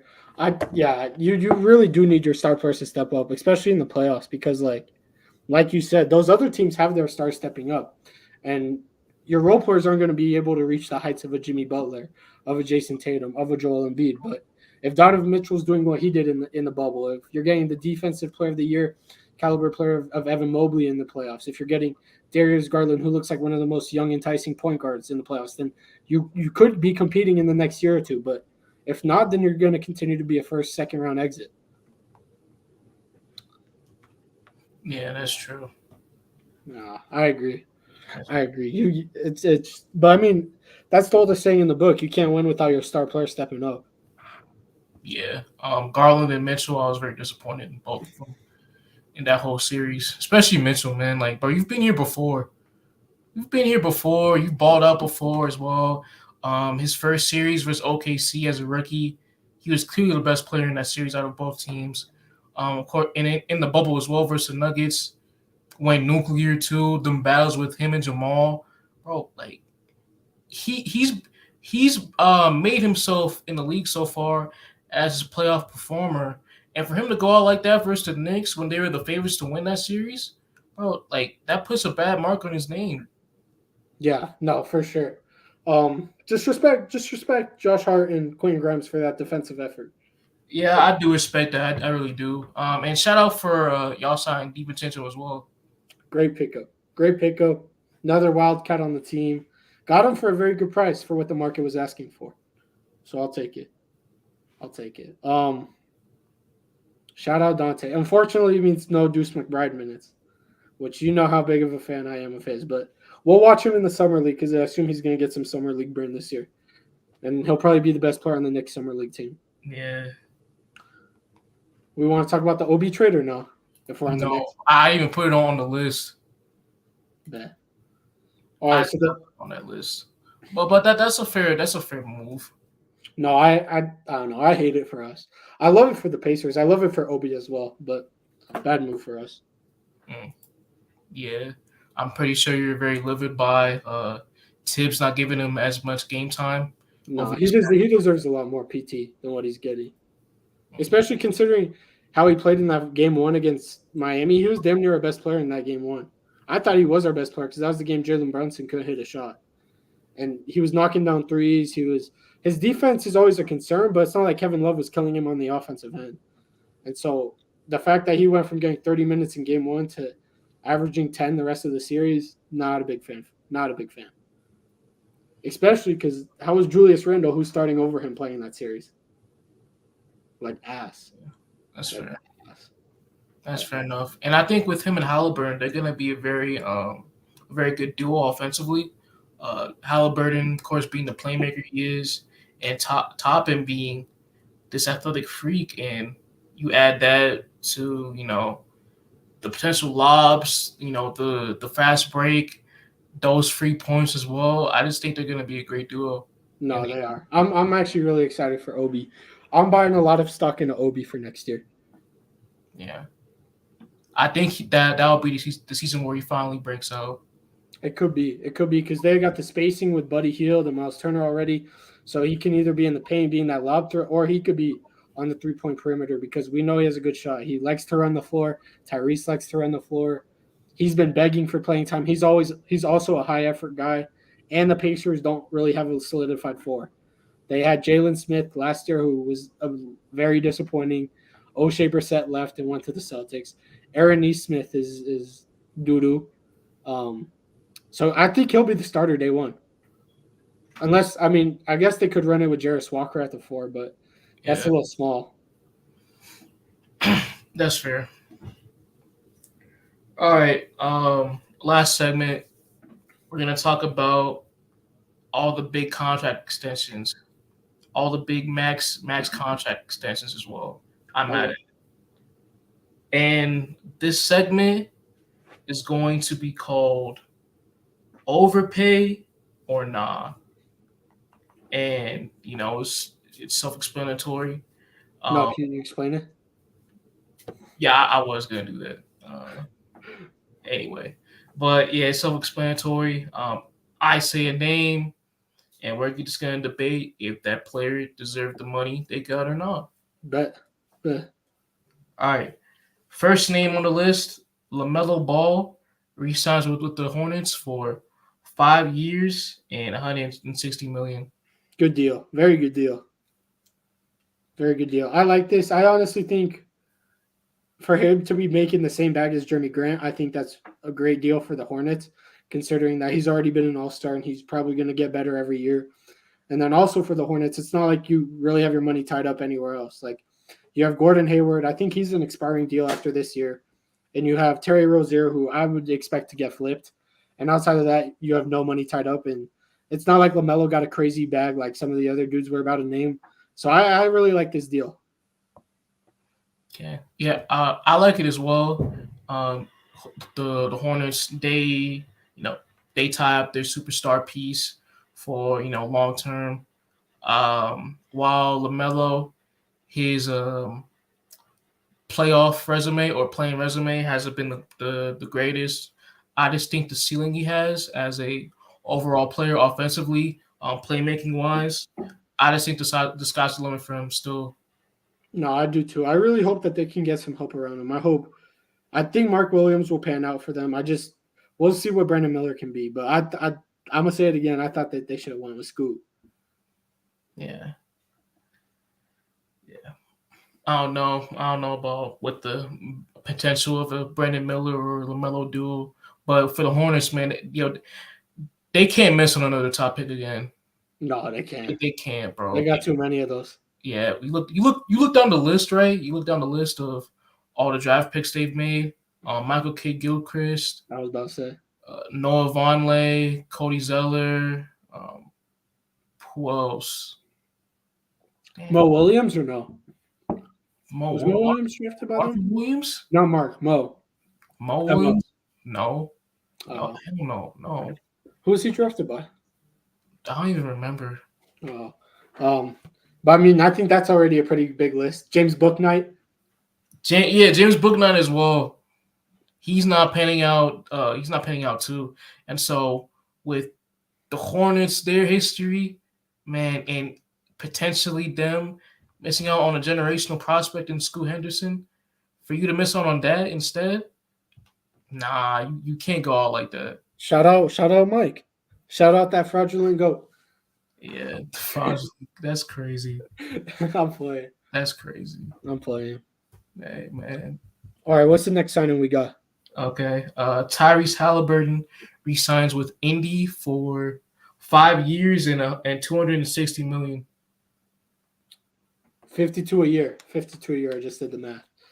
I don't know. Like, is it an overpay? 50 a year is probably an overpay, but I mean, what else are you going to do? I think he's going to be one of the best point guards in the league for the next however many years. So is it an overpay? Sure, maybe a little bit, but I don't mind it at all. Yeah. I agree too as well, Matt.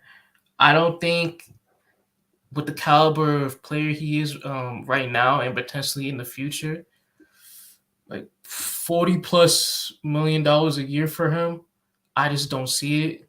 But, anyway, the Pacers, they already have a ton of cap space as well.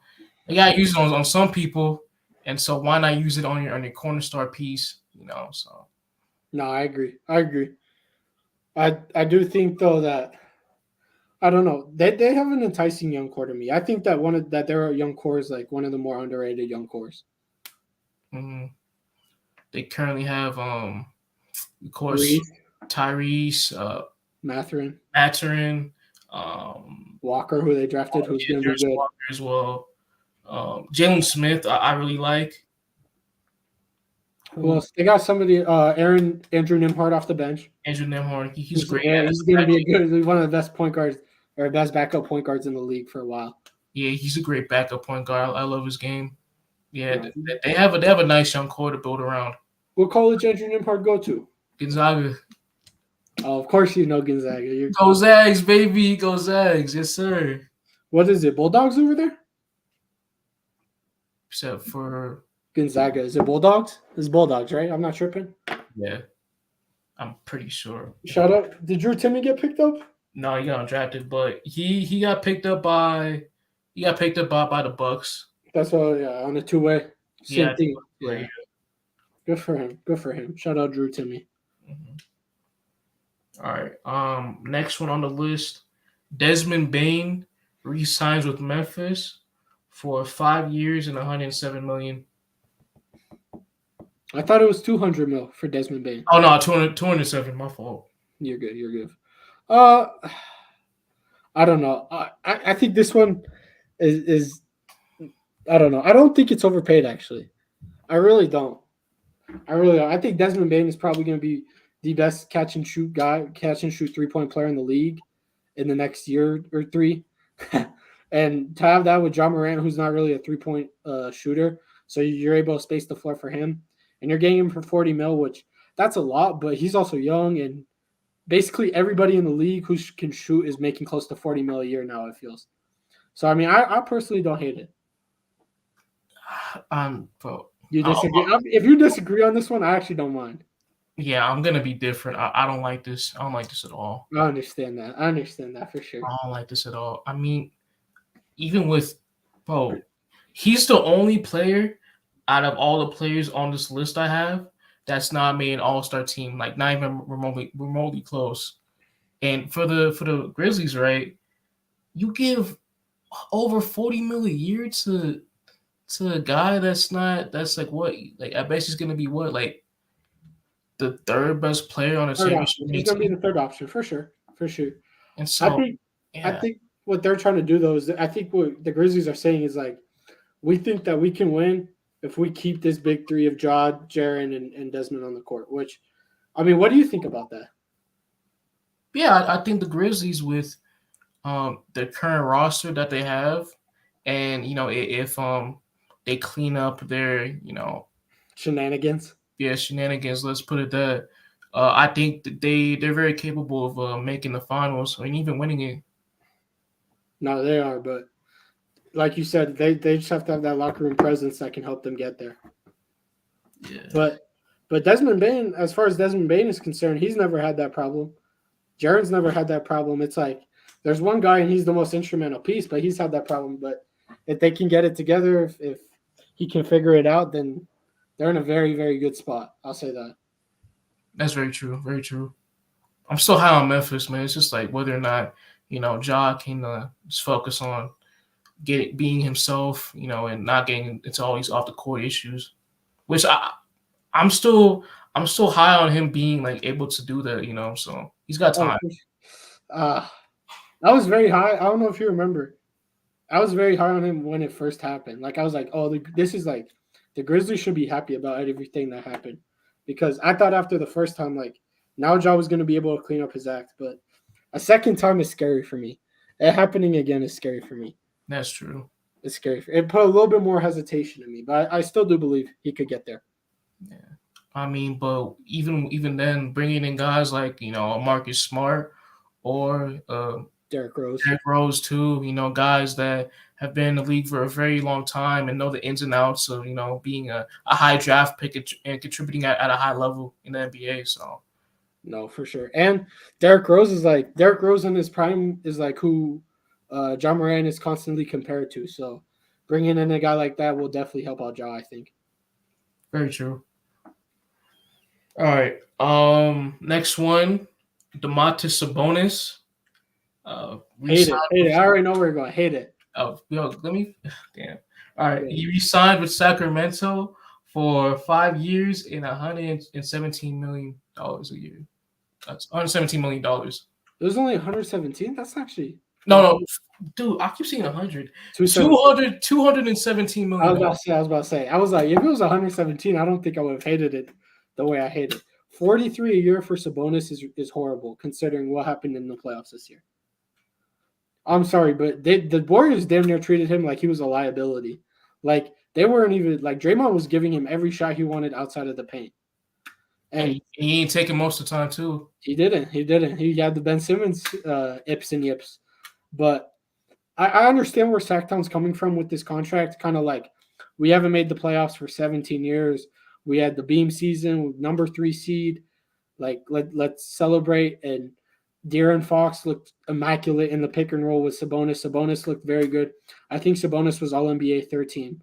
So I understand where they're coming from, but 43 a year for Sabonis is a lot.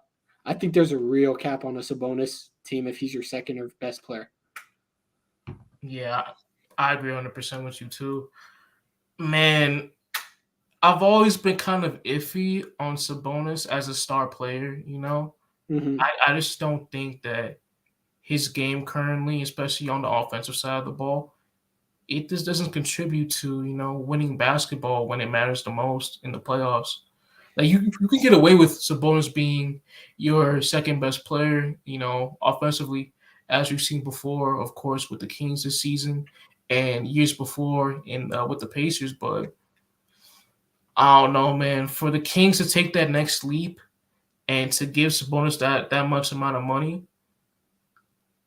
I don't know, man. I'm kind of iffy on them running it back. Like with the I don't think they're going to be a 3 seed next year. I think that they're going to be closer to a play-in game. Yeah, me too. And I think with what the Kings did last season, I think what the Kings did, it was just them being 100% healthy compared to the rest of the teams in the West, and B, them wanting it more, them being more hungry, even though they weren't as talented as what the Warriors, even teams like the Lakers when after the trade deadline as well, even with Phoenix too, and I just really think that you really can't get away with that this season too when everybody's back to shape and they all got a training camp to gel, especially with the teams that, you know, made all these big moves at near the trade deadline. Well, you have all the teams getting healthy, and then you have the teams that are younger that we really like for next season, like the Thunder. We all anticipate is going to be a playoff team. The Rockets are going like with win now moves and the signings that they made that we discussed earlier. So it's like now you have to deal with those teams. The Jazz might make a big move. I mean, outside of Portland Portland might be the only team really tanking in the West next year. And now you got to go against those teams instead of just really having like the 10 teams and not really having to worry about the Thunder and the Rockets and the Spurs. I mean, the Spurs might be decent next year, depending on Wemby. But I don't know, man. The Kings got a lot to worry about, but at least they do have one of the best coaches in the league, in my opinion. So that might be able to carry them during the regular season a little bit. And you can't forget about De'Aaron Fox as well. You can't forget about De'Aaron Fox. No. Definitely not. Yeah. I don't know, man. Hopefully, Keegan Murray takes a leap, especially Davion Mitchell. He takes another leap, and the one guy from Europe, I forgot his name, but they did sign this one guy from Europe. He was the I know who you're talking. I'm blanking on the name too. I know what you're talking about though. I saw that. I think Woj reported it. I saw that though. Yeah, he's got a very high profile as well. From overseas, and so with that being said, hopefully they can still maintain their success from last year, but it's gonna be very hard to do. No doubt. Go ahead with the next one. I'm looking up his name right now. Yeah. Okay. With the last one, Anthony Edwards, he resigns with the Timberwolves for 5 years and $260 million. Give that man anything he wants. His name, by the way, is Vasilev Michich. Wait, no, that's the Thunder guy. Excuse me. Their guy was Sasha Vezenkov. Okay. Yeah. 3-year, $20 million deal. Reigning EuroLeague MVP. There you go. Okay. There you go. But Anthony Edwards, give that man the keys to the city. Give that man anything he wants. Free meals for life in Minnesota. They should cherish that man because that man is special. 100%, man. I love Anthony Edwards, both him as a player and a person. His work ethic, you know, with his motivation as well. I just think he's a perfect fit for Minnesota. I 100% agree. And he's what they need to get out of the slums because that organization is the definition of slums. I Yeah, personally think. yeah. Other than the one season where Jimmy came in, bringing in that intensity, Minnesota has never had a guy, at this level of worth ethic and high caliber since Kevin Garnett was there. Don't disrespect playing Pat Bev that way. Oh, and Pat Bev, I guess. I'm playing. No, for sure. And I think a lot of us thought that it was initially going to be Cat, and Anthony Edwards has just completely taken the keys away from him. Immediately, like around his second year, everybody was like, "Oh yeah, bro, this is your team now. You got the keys now. You're the guy." No, I 100% agree. And he hooped. He balled out in the first round against Denver. And I love to see that for him. Yeah, and he balled out in the playoffs prior versus Memphis. He was their best player too. Yeah. So we know what caliber he brings to the table as a playoff performer already at such a young age. Mm-hmm. Mm-hmm. And I also see like the will for him, because you mentioned that playoff series last year against the Grizzlies. Like Anthony Edwards was basically guarding like John Morant the entire series, and that's with Pat Bev on the roster being like the perimeter defender guy. Like Anthony Edwards wanted that matchup. This year, wasn't he guarding Jamal Murray the majority of the playoffs, and if not that, it was Michael Porter Jr. Like no matter what, he wants to guard the best offensive player on the other side, and he wants the ball in his hands when he's on offense. And then that's exactly what you want from a star player. So Right. give that man that bag. Mm-hmm. Yeah, man. And I don't know what they're gonna do with in the future, the near future, with Gobert and Towns taking all of that money together, but dog, they're in good hands with him. Move one of them. Yeah. It's time. I've seen enough already. Well, it's been one season though. It's been like half a season because Cat missed like the majority of last year. Yeah, that's true. But I don't know. Cat went on the Paul George podcast and he was like, "Oh, I had my best year of my career." I was like, "You were getting some good comps back in the day. I don't know if this was the best year of your career." Nah, I don't know. I don't know about Cat, man. I'm kind of done with Cat. Likewise. Yeah, I'm done with him, man. I'm so done with Cat, bro. He's cooked. He's a cooked product. He's like the opposite of Ant. Yeah, just like I don't know, because when you look at him talent wise, like in of himself individually, bro, he could potentially be a top 20, easily top 15, top 20 player in this league. For sure. But he doesn't have that will. He doesn't have that dog in him. Oh, everybody's seen that meme of him trying to post up DeMarcus Cousins. Yeah. Most iconic meme. Yeah, man. He and we've seen it before in the playoffs past. Like, in his he's been in the playoffs. I want to say 3 or 4 times. 3 times, and every single series from the Rockets series back in 2018 when they lost to 5 to losing the first round in back-to-back years recently. He hasn't been good in any of them. Shout out Jimmy. Jimmy called it. Jimmy called that he was pussy a while ago.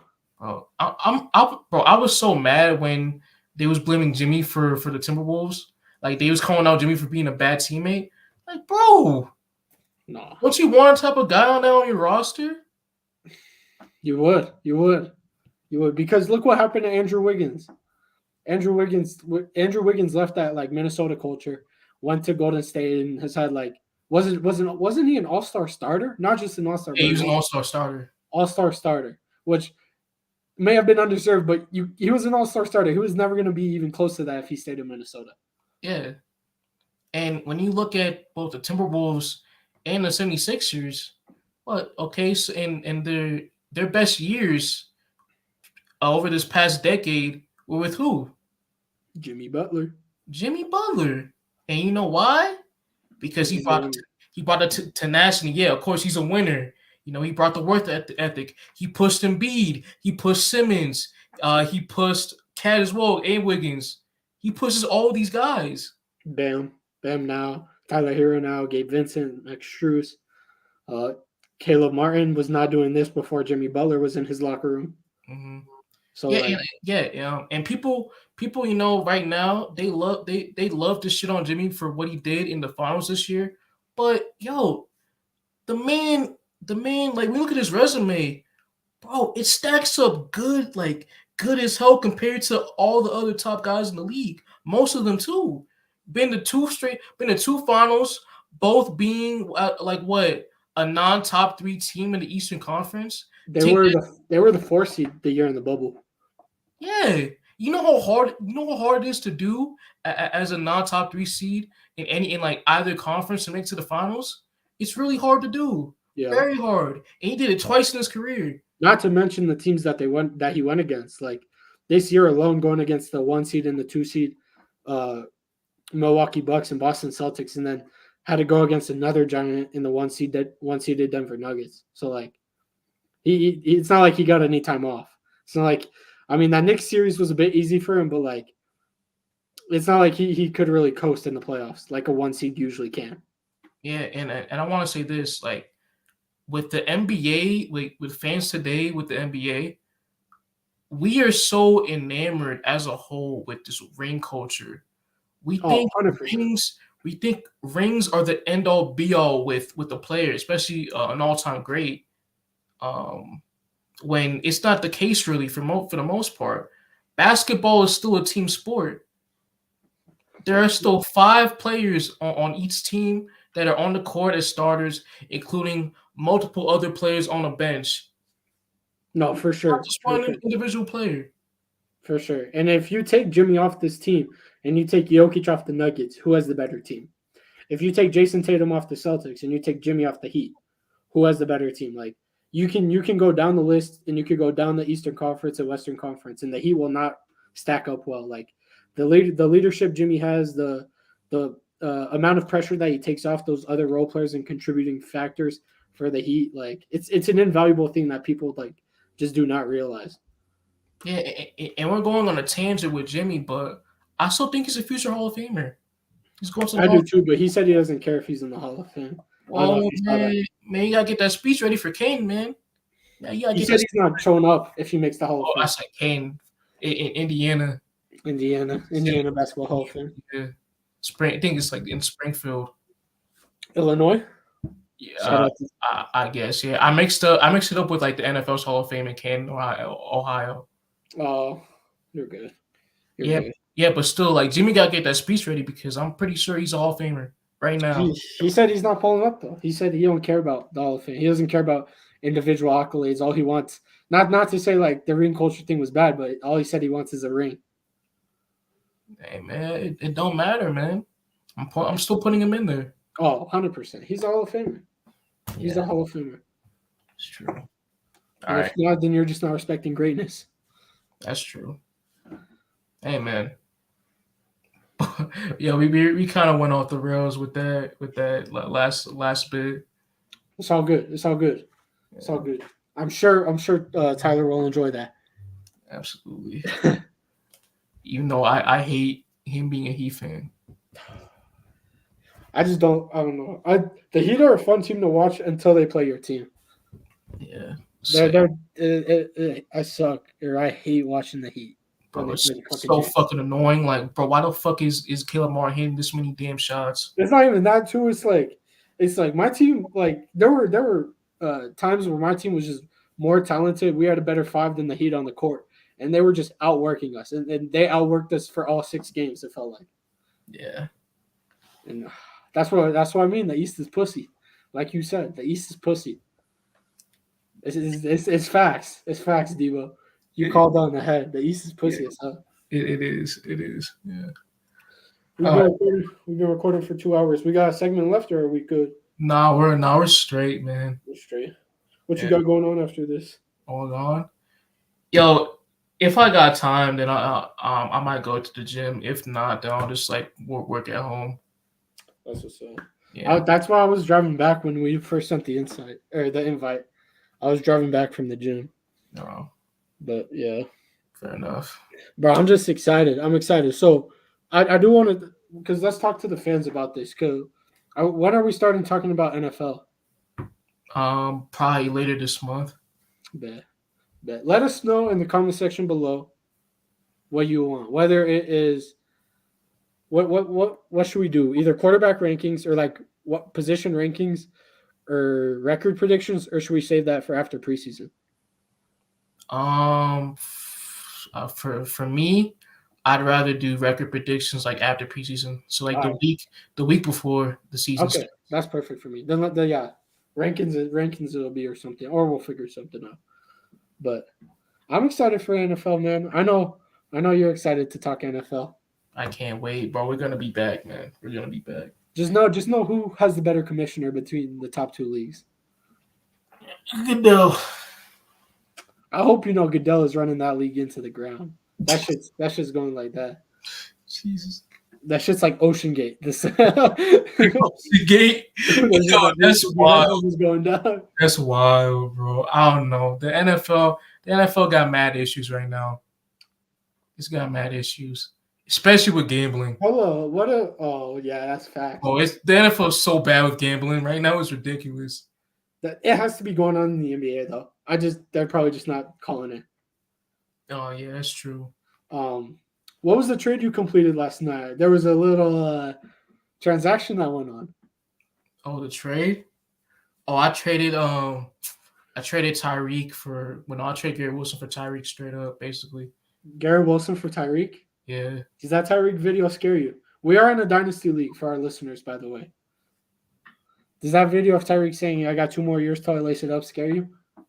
I'll trade him before. Shit. I don't know. That value might go. Value might be Ocean Gate. Bro, man. Wide receiver, you can easily get a wide receiver in the NFL. The amount of wide receiver talent in the league is crazy right now. We'll discuss Hurts. How far was I on that offer I sent you? I don't know if you remember. Not even close. What was Danny going to offer when you win? He wanted Hurts for Lamar. Yeah, see, I don't have a Lamar on my team. That's kind of why I need a trade for a quarterback. Yeah, bro, I don't want Tua.